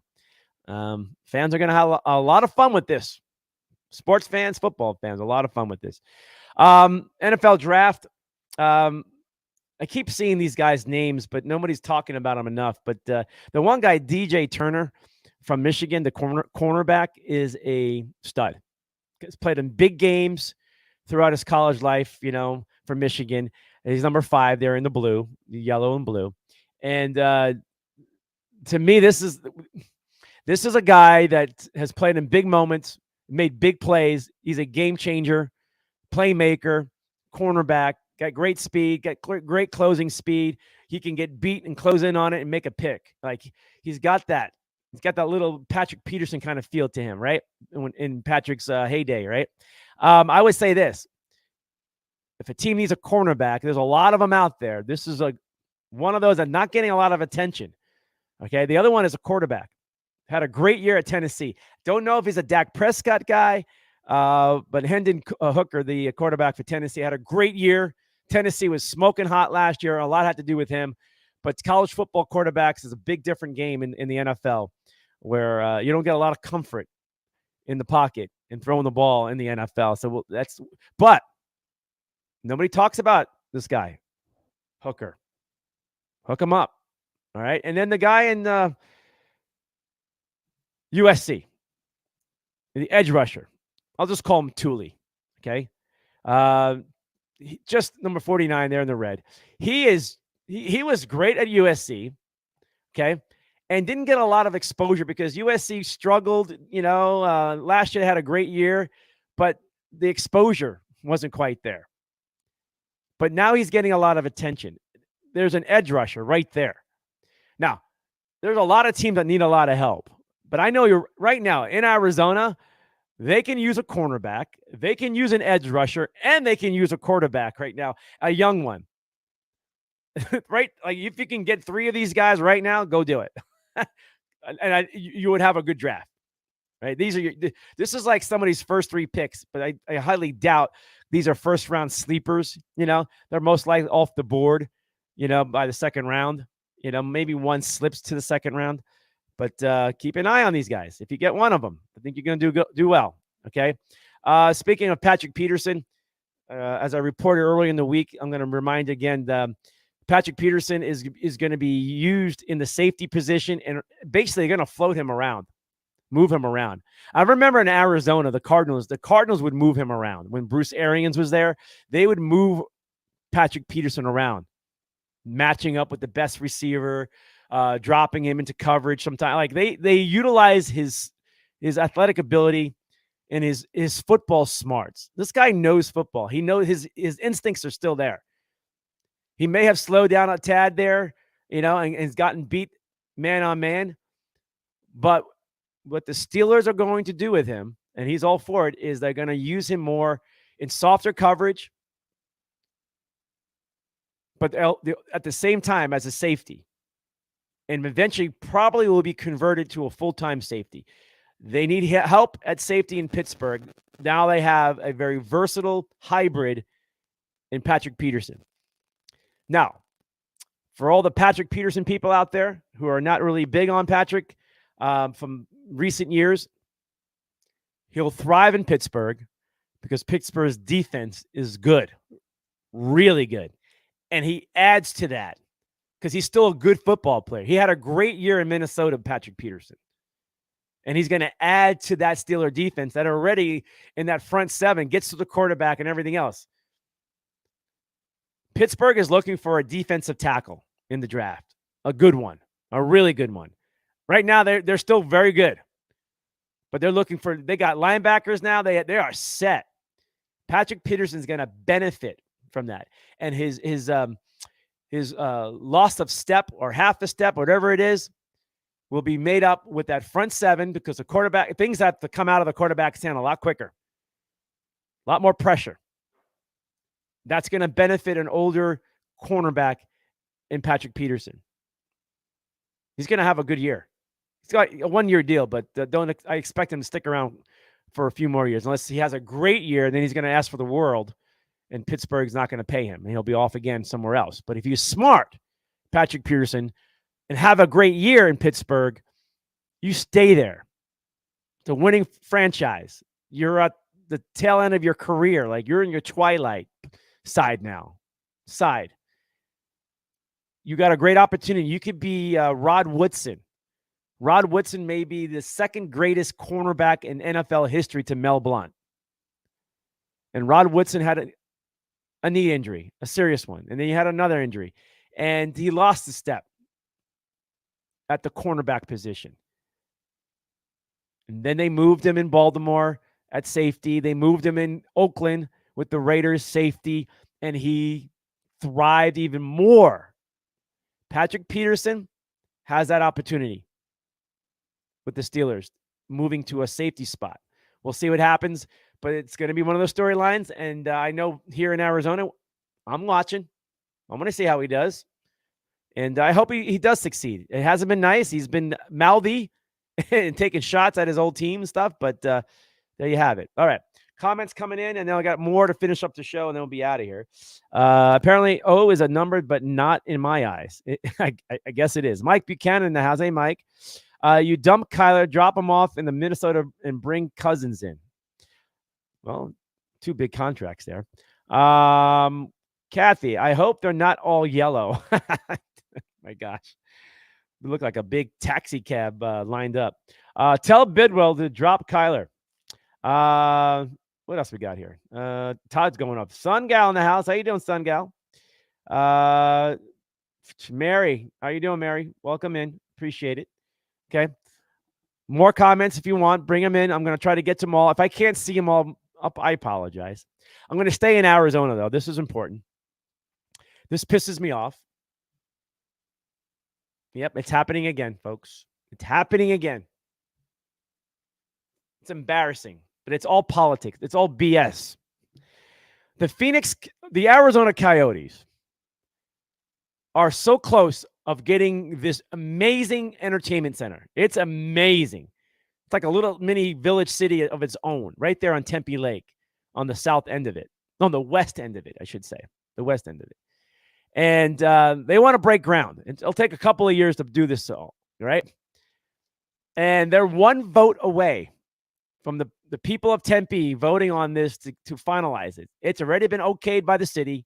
They're all in on it. They're all for it. Now it's up to the people of Tempe, and it's gonna launch Tempe, launch it into the next galaxy when it comes to Arizona sports and those surrounding cities. This will be the spot. They're throwing the airport problem again. Yep, Phoenix. Phoenix, you are babies. Phoenix, you are trying to hold on to something, and you're playing dirty ball. The airport has nothing to do with this. This is embarrassing. Completely embarrassing. You got skyscrapers in Phoenix that are higher and taller to worry about airplanes. This is Tempe. It has nothing to do with Phoenix. But Phoenix is suing Tempe over the Arizona Coyotes complex that's being up for vote now. And it's probably going to pass. They know it. They're scared crap. Because they know that the entertainment business is going to Tempe. It's going there. Downtown Phoenix, you got your Suns, you got your Rattlers, you got your Mercury, concerts and stuff like that. This is competition, folks. And this has nothing to do with an airport. But they're throwing the airport thing out there again, just like what they did with the Arizona Cardinals when they were in Tempe and they were going to build a Tempe Mesa border stadium right maybe just a couple of miles away from this on Tempe Lake where the Coyotes are going to be. Stupid politics again.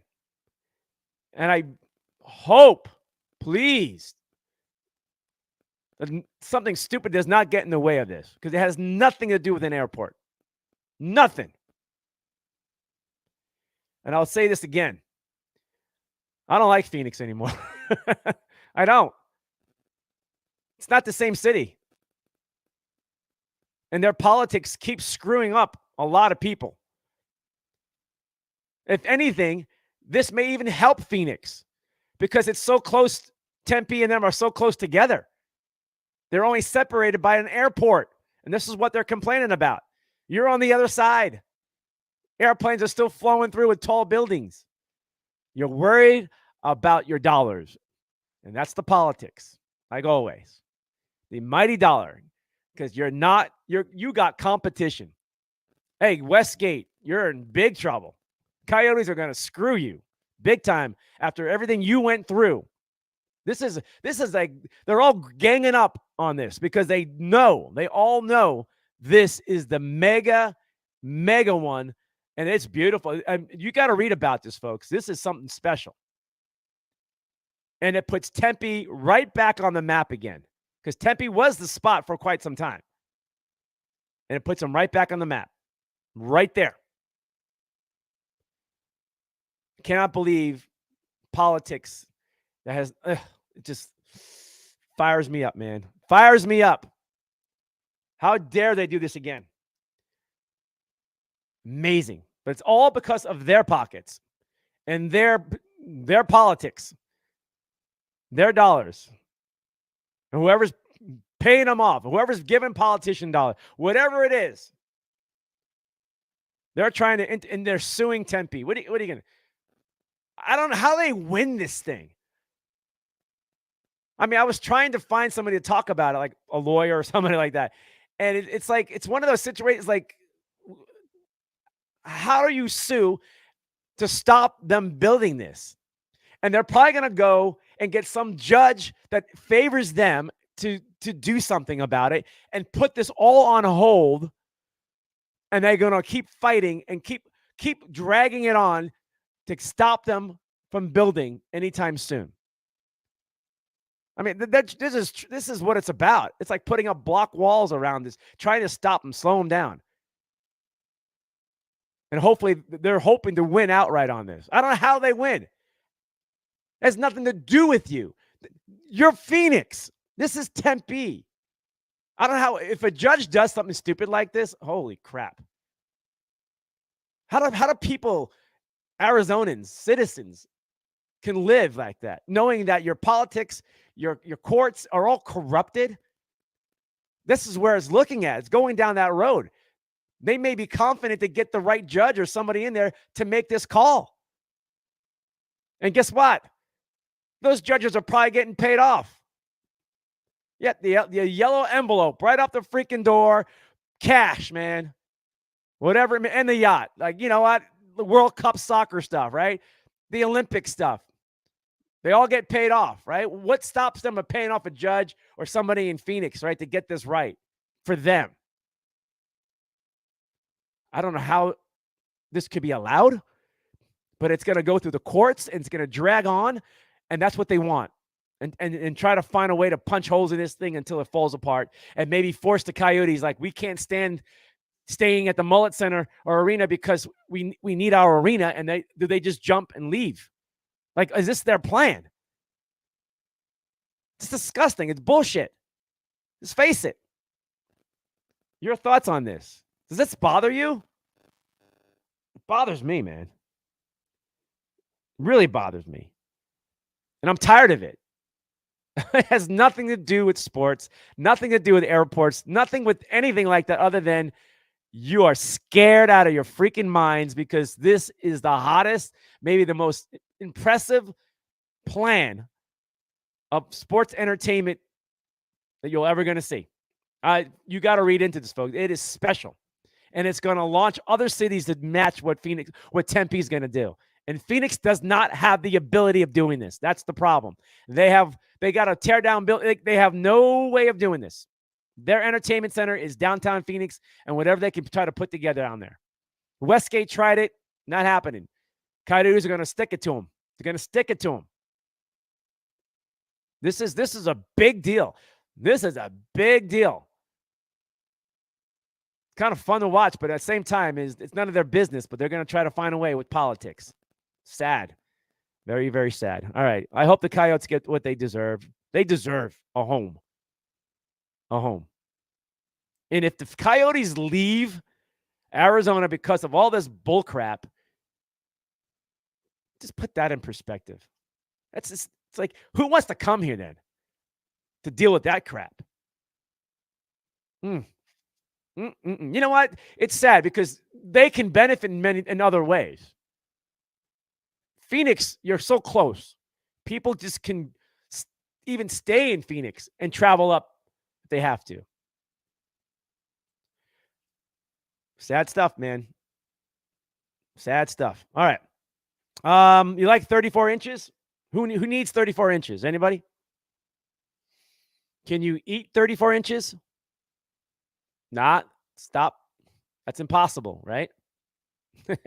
But if it's this, you may be able to pull it off.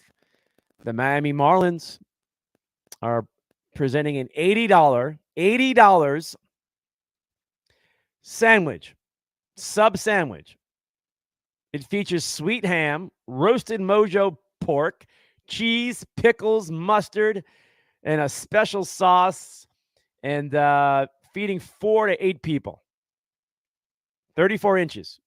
Everybody's looking for something special out there. But could you down this by yourself? You know, this is man versus food stuff here, right? I figure like 4 guys, 4 ladies, they all put up $17, $18, and you all get your 17 inches. Okay, can you handle 17 inches, ladies? Up. I hope. Don't think that way, okay? I'm thinking food, sandwiches, okay? All right, Ken Griffey Jr. Bobby Bonilla stuff here. Bobby Bonilla has been out of baseball forever, and he's got this contract with the Mets that's still paying him like tons of money. But did you know that Cincinnati Reds are paying Ken Griffey Jr., the 3rd highest paid player on the Cincinnati Reds this season? If you look at the Cincinnati Reds payroll, Joey Votto is $25 million a year. Will Myers is $6 million a year. And Ken Griffey Jr., who has been out of baseball for a very long time now, is still getting paid $3.6 million a year. Man, if I'm Griffey, man, good luck. Blessings to you. But, you know, this will happen. Sometimes you make deals like this and you're stuck with that contract. And you got to find a way to break it down to space out the money so it doesn't affect you, you know, every year where, you know, you got to budget yourself. You got cap space and things like that to worry about, right? The Reds, you know, it's not a lot of money, but you're paying somebody who's not there. Okay. Hopefully they're utilizing his knowledge in tutoring and mentoring some of their players. But, all right, so somebody's got to tutor and mentor the city of Los Angeles and SoFi Stadium. The World Cup of soccer is coming to the Americas. Okay, Mexico, United States, and Canada. And I wasn't happy when Phoenix didn't get their opportunity because they've been hosting big international soccer games at the football stadium, right? And they got excluded out of it. I'm not quite sure why. Could be politics again. Maybe they didn't pay enough. Maybe Phoenix didn't give them a bunch of hookers and a couple of whatever, you know. I don't know what you could have given. Maybe Phoenix that can't provide enough. I don't know. Maybe you should go talk to people in Phoenix, the city people, who are trying to stop the Coyotes arena. Maybe they have an idea. But Los Angeles got the World Cup for SoFi Stadium.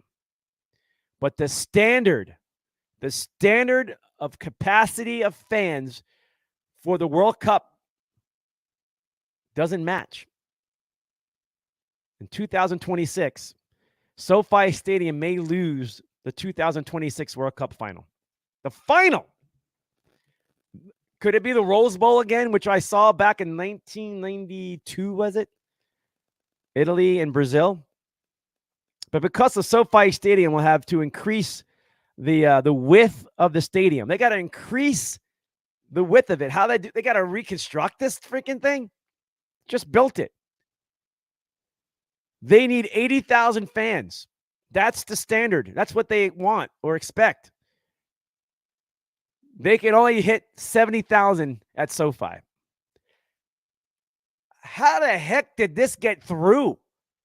And did LA just lie through their teeth like, yeah, we'll just take out the stadium and add more seats there? And they got to find 10,000 more seats. And I've been to that stadium. And I don't know where they're going to add more seats. I don't know how much higher they can go. Right? The sidelines are not that tiny, are big. They're kind of tiny, right? Just enough. I don't know what they're doing. And I don't know how they got the World Cup or whoever organized this thing to give LA the championship game, knowingly that their stadium is too small.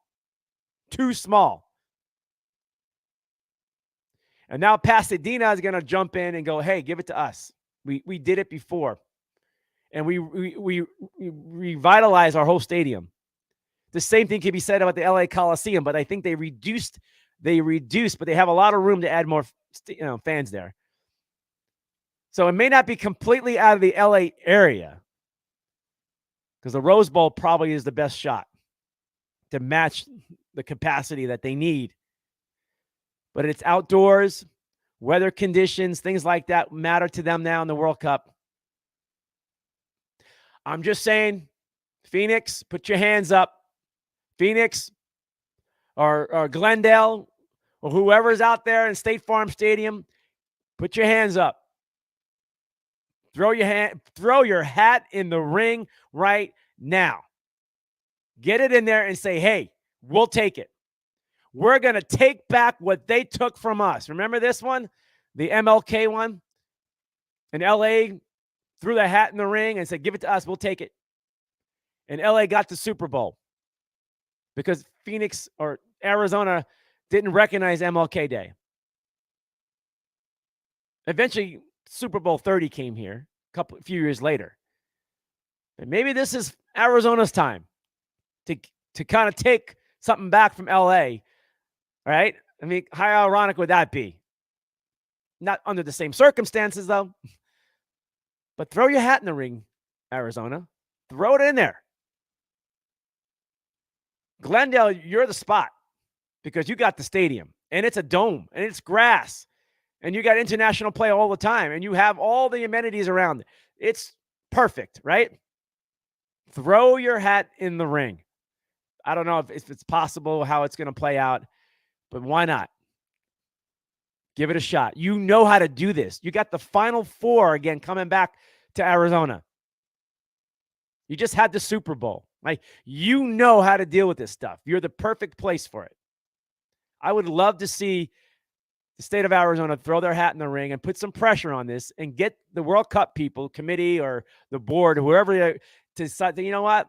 Who else can we look at that's not too far away from that LA area because of travel purposes, whatever their thought process is. Now, people think it's going to go to New York, the football stadium there, or somewhere on the East Coast. But if it's going to have to be, or they want to keep it on the West side, the West Coast, with a controlled environment, Phoenix, throw your hat in the ring and try to make it happen. Because Phoenix, you are a great sports town, and you know how to put together a party, right? And you know how to do it, and you have the stadiums for it. Something to think about. Something to think about. This is something that I hope Phoenix does, or state of Arizona puts together and goes after the World Cup. If SoFi Stadium cannot figure out, I don't know how they're going to blow out a stadium and rebuild so it can meet the World Cup and then have to like get back to football. Like it doesn't make sense. I still don't understand how they even got there. How did LA even get SoFi get awarded the World Cup championship game? Knowing this is somebody's lying, or somebody got paid. Somebody in LA paid off somebody at the World Cup under the table stuff. Remember this one again? Bunch of hookers, bunch of yachts, threw a submarine in there somewhere. You know, whatever it was, they got what they wanted, and then we gave it to you. Now go figure it out. It's crazy stuff, man. Comments coming in. We don't want soccer here. The rising, let's see, work. I know that's a different soccer. We're talking the World Cup. This this is a monster opportunity if Arizona can pull it together. Hey, Verna, how you doing there? Diamondbacks are getting destroyed. I hear you. Tell me about the idea of the Diamondbacks building a new ballpark. Yeah, not happening. Shouldn't happen. They're fine. That's still a nice stadium. They just got to add to it and figure something out there. Who else in here? All right. I'm looking at more comments. Okay, so let's move on. I appreciate it. Talk about pressure. Billy Joel, right? David Bowie, Under Pressure, right? If you're a golfer, just with your buddies, could you stand there and putt? Look at this photograph. When looks like a grizzly bear. I don't know if it's grizzly, but it's a bear coming at you, and you're still trying to make the putt. Look at this.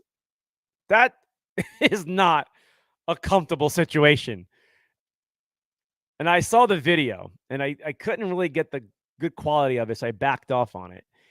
This guy still made the putt, and he ran. He ran. I'm like, why? Why? The putt's not worth it. You're about to be a meal. But that's pressure. I don't know if he made the putt, or I don't know what was going on, and I don't know if he even finished the golf game. You know?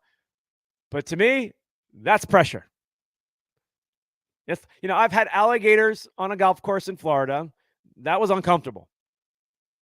You hit a ball near water, you really got to watch yourself in Florida. Okay? Because those things can get out of there fast, right? Fast at you. But here's a bear. I tell you, some people are just love risk and putting their life in jeopardy. I think maybe if I was younger, I don't even know. That's like drop your golf club, drop and get in the golf cart and try to see if you can outrun. How fast can a bear go? That's a good. You know what?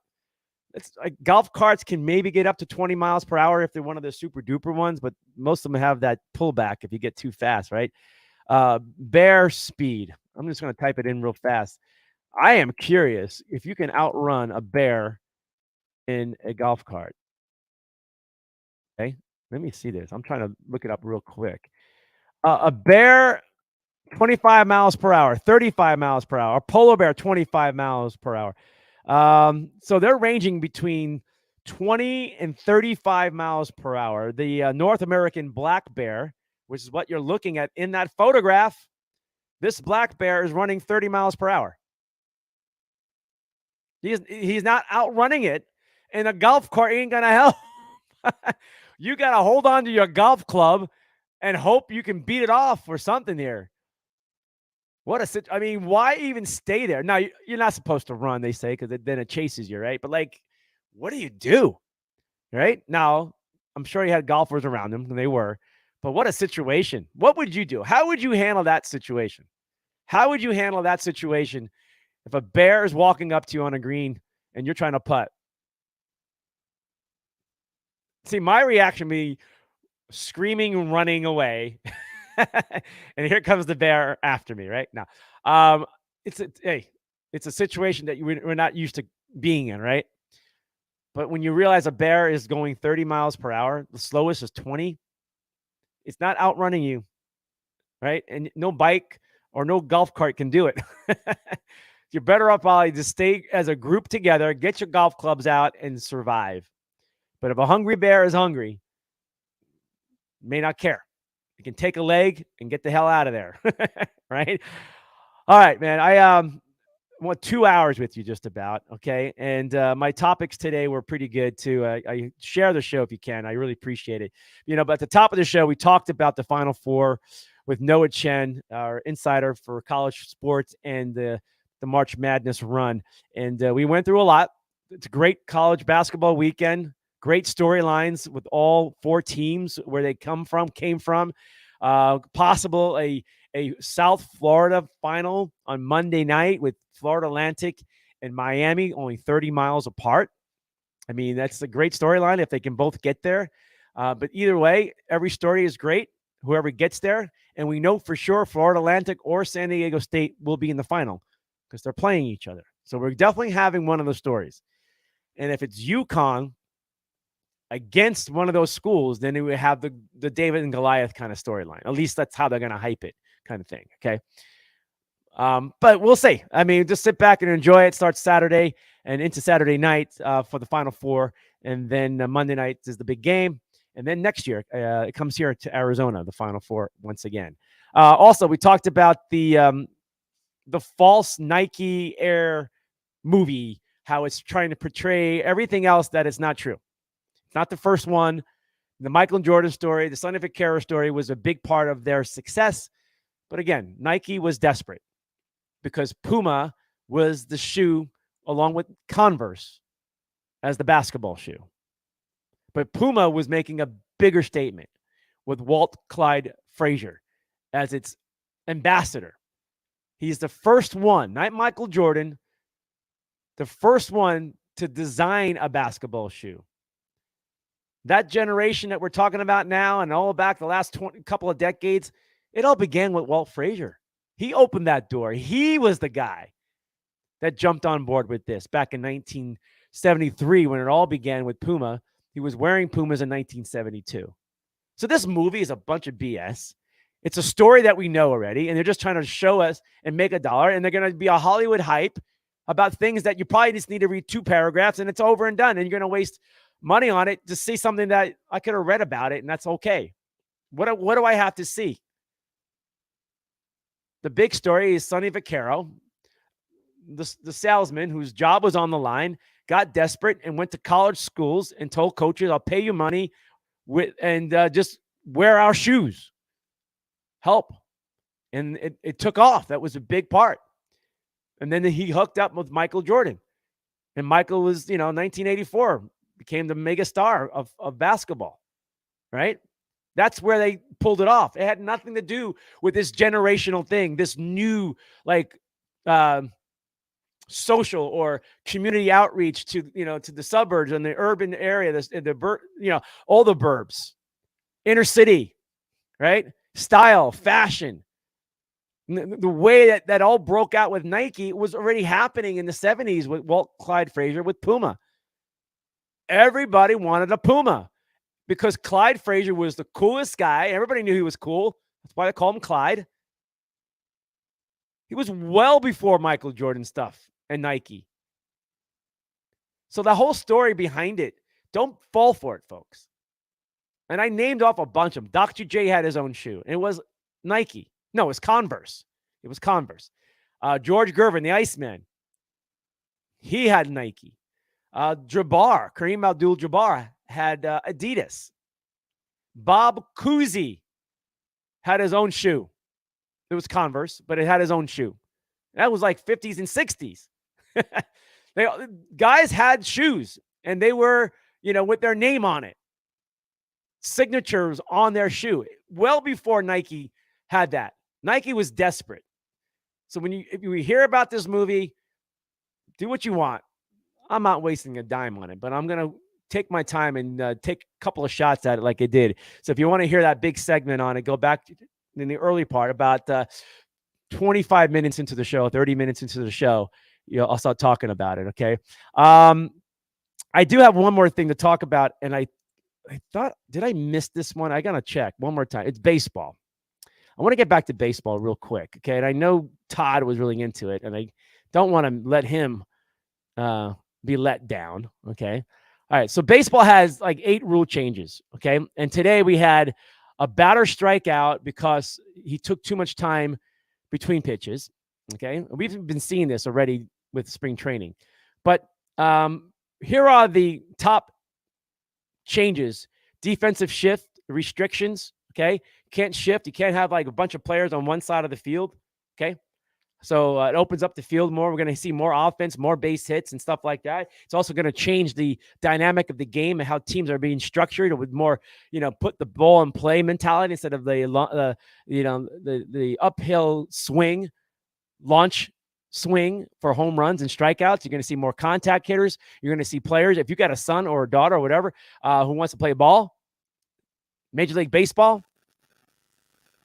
contact hitters are back. It's gonna come back. It has to, because the way the rules are going back to the old ways. Okay. Let's see here. Pickoffs and pickoff attempts. Okay. Rule changes with that one too. I lost my spot on that one, but I'll get back to it. We also have the bases, the oversized bases. Does that add to more runs scored? It's definitely going to benefit the runner to get to the base. His slide head first, his fingers reaching for the bag. There's more bag to grab, right? More of it.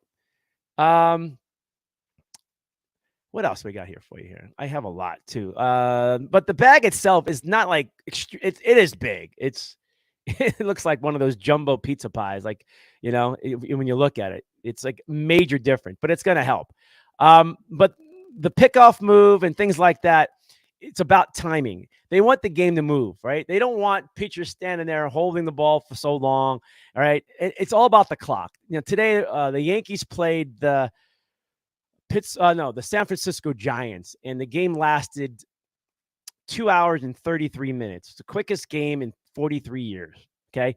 That's what they want. Okay. The other thing is the pitch comm. Catchers have this little unit thing on their hands, right? They have a little piece on their wrist, and they can communicate with the pitcher. Like the quarterback gets to hear the plays in his helmet now with a little speaker thing from a coach, right? And so now that they have it in baseball, and it was being used last year, it's nothing, but it elevated, right? So the catcher would put the input call on the pitch on a device, wristband like, and the pitcher would hear the call via a receiver in his cap. Okay. And that's how it works. All right. It speeds the game up. Okay. How about this? Permanent automatic runner in extra innings. They're permanently going to have a runner on second base in extra innings. Not new, but they solidified it. What happened last year was they eliminated that in the playoffs. Okay. They did not want that. So in postseason, extra innings, it will begin with empty bases still. So they're not going to have it in postseason, just the regular season. So there's a lot of things to that. They want to get the games over with. They don't want the time to be 4 hours long, 3.5 hours long. And they don't want, pitchers getting tired and beaten hurt. Teams are struggling to try to get through long games. And if you go in extra innings, it could drag on and on. So their belief is that having a guy in scoring position can end the game a lot sooner. I'm not quite sure about that, and we're going to find out in a few years if that really played out right, because if one team has a guy at second base and scores a run, the game's not over. The other team can come up and actually tie the game up again, and you're still continuing it. But strategically, teams are able to do a lot more to generate a run without even getting a hit. Sacrifice bunts, sacrifice flag, and you win the game. It's sort of like overtime in any sport. Right? You have the shootout in hockey, right? College football has its overtime that starts at the 25-yard line, right? NFL has its overtime rules, right? Any way to play it, but try to end it without getting too long in the tooth. Okay. The NBA is the only one. They just give 5 minutes and it's got to work out. Soccer has, penalty kicks, right? Anything to try to get through and end it. You gotta have finalization to it. All right, more about baseball and some of this rule change itself. I mentioned a few of them. Position players, pitching limits.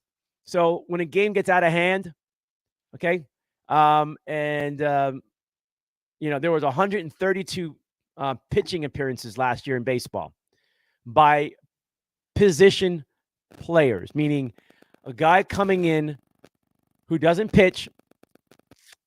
The manager's like, we're losing 19-5. I'm not going to waste my pitcher's arms on this crap. I'm going to call in my outfielder, or I'm going to put in a position player.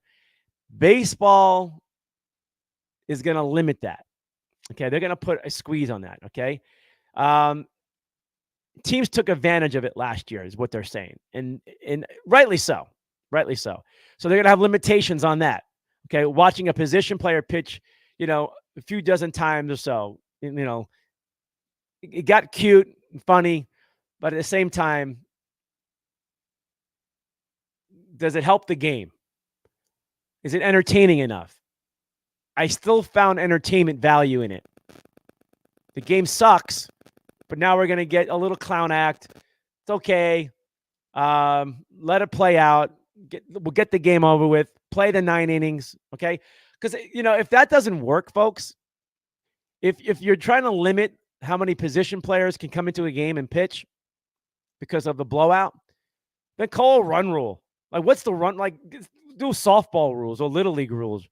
Is that what you want? Because that's where it's going to head to, because I don't see this being something that's going to really make a bigger difference. Like, it's really going to change and limit all. What are you trying to eliminate?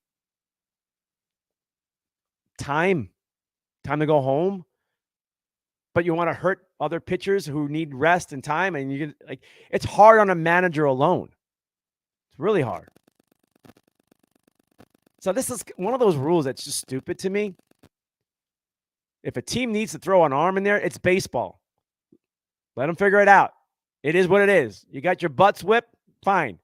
It'll continue until you get the last out and go home, whatever it is. That's how I see it. But don't make this into something else, because it's not going to work. I don't think it's going to be. And then you're going to start looking, what, another alternative to resolve something like this? No, you can't. I mean, I'd be shocked if they went into the run rule. That would be embarrassing. That's so unlike the great game of baseball. It really is. It would be. It would be. All right. Faster replay reviews. Yeah. And let's get it right, though. Okay. Baseball definitely needs it. There's a lot of close calls in baseball. The close play at first base, the tag, easy save. I mean, it's become entertaining. Okay. Instant replay is very entertaining. It's an entertainment value to sports. But get through it faster, yes. Okay. But sometimes it's hard. You got to make the right call. And there's got to be a decisive situation, and how they're handling it back at headquarters. I know there's multiple people looking at it and coming to a conclusion. But sometimes it's going to matter. And if it's big games, World Series stuff, get it right. We're in no hurry. Let's get the right call in any sport when it comes to replays. But the arrival of the pitch timer and managers with shorter windows of time to request replays, they may hold their hands up. Like, they have to really notify, right, to immediately signal to the umpires to consider the challenge, okay, or challenge the call on the field. This is a change from previous rules, though, which allowed 10 seconds before managers had to give us such a signal. So managers can sit there and go like this, wait. They're on the phone. The guy in the booth from the team is looking at it and going, yes or no, and then it's like, yes, we want to look at it. We want to look at it. So they don't want to worry about 10 seconds. Like, this is finicky stuff, man. Let's get the call right. It's 10 seconds. Okay. And then you got to watch it and make sure that you make the right call and make it quicker than normal, I guess, right? That's kind of weird. I think that's a weird rule, or at least they're trying to push something there, right?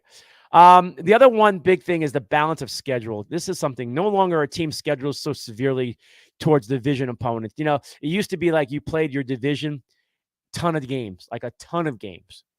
They cut that back almost like 50%. Okay. For the first time in Major League Baseball history, every team will have at least one series against every other team. Okay. So every year you're going to be watching either at your stadium or on TV, you're playing everybody in baseball. That's fun. That's like what all the sports were doing. Baseball's finally come around to that. Each team's number of division games have been reduced from 76 to 52. Okay, not quite half, but close enough. All right, interleague games against non-division opponents have decreased just by a couple. Interleague games against teams from other league have been increased though from 20 to 46. That's because they want everybody to play each other. So, is it really National League versus American League anymore? How important is the All-Star game now that they're all playing each other, right? There's a plus and minus in all this. Let's see how it plays out. I'm not going to be a heavy critic on this rule because it's baseball and they're still going to have to play. And it's nice to see all the stars showing up in all your stadiums every other year because they're going to flip-flop. Okay, I know they're going to flip-flop. I know I'm a Yankee fan. I know they're playing the Dodgers at Dodger Stadium this year. And next year, the Dodgers will go to Yankee Stadium. That's how it's going to be. And then you can plan around road trips, and you can go see teams or your favorite team, and you want to go watch them somewhere, and you can travel to Chicago, and you're a Chicago guy, and then you're going to go watch them play the White Sox every 2 years. Like you have that, you can plan on things like that. So that helps, especially summertime. A lot of people have time off in the summer, at least, certain people.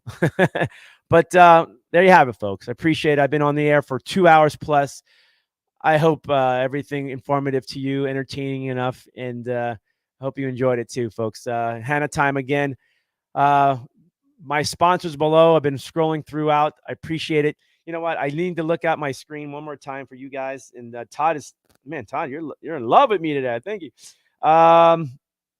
Pitch clock and batters in 8 seconds. Shut up and play baseball. Well, it's true. Baseball didn't have to worry about a pitch clock. Didn't have to worry about anything like that. Guys just got in the batter's box and hit. And somewhere along the line, in the last 20 years or so, maybe a little longer, who knows, players really started milking it, stepping out of the box, worrying about every little thing. It was becoming to a point where, I remember playing ball myself, and I had a ritual. I always blessed myself, and sometimes I would forget. And then I got to a point where every time I stepped out of the batter's box, I could not step in unless I blessed myself. And it was kind of like, all right, you're distracting yourself with your focus. Just focus on the game and the next pitch.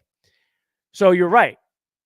Play ball, dig in, and take a hack, right? Swing away, right? Swing away. There was a movie. What was that alien movie? I forget. At the end, with the Mel Gibson and his son. Baseball bat. Swing away. Play ball. And I hope baseball this year looks better.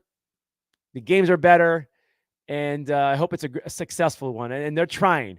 They're trying. And you got to give them credit. But, the stars got to be stars in baseball. It was a great opening day. A lot of success. A lot of good storylines. We got a long way to go.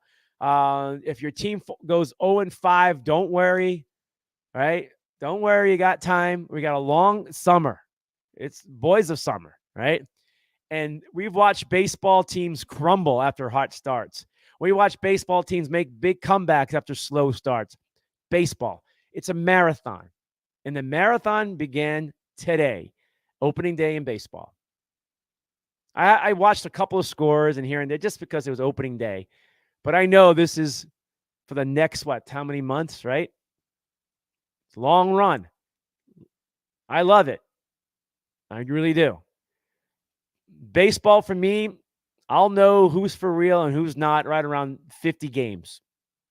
Like I get a good feel about who they are and what's going on and where these teams need to be, or can they get there, things like that. And we'll have to watch and see what baseball when it comes at the 50 game mark itself. But who knows, with all the new rule changes, how this and what teams are built with the new rule changes, and did they do a good enough job to build a team, a roster that fits the new rule changes, because it's a different game. It's going to be more base stealing, right? It's going to be more contact, more ground ball base hits through the hole, right? Because there's more room out there. Now, they can bring the outfielder to come in and play a shallow second base, like, or, the right, like they may play two outfielders, spread those two guys out and bring the third one in and try to take away that. And that's something that baseball will look at if it becomes a problem. But the bottom line is hit it where they're not. Right? That was the beauty of the game. Players were able to hit the ball with contact and hit it to where they're not playing. Sounds easy, but some guys were great at it. Put the ball in play. Slap the ball, punch it somewhere, whatever you got to do. The beauty of baseball. And we're getting back to that again with these very necessary rule change of you can't have an overload of one side of the field.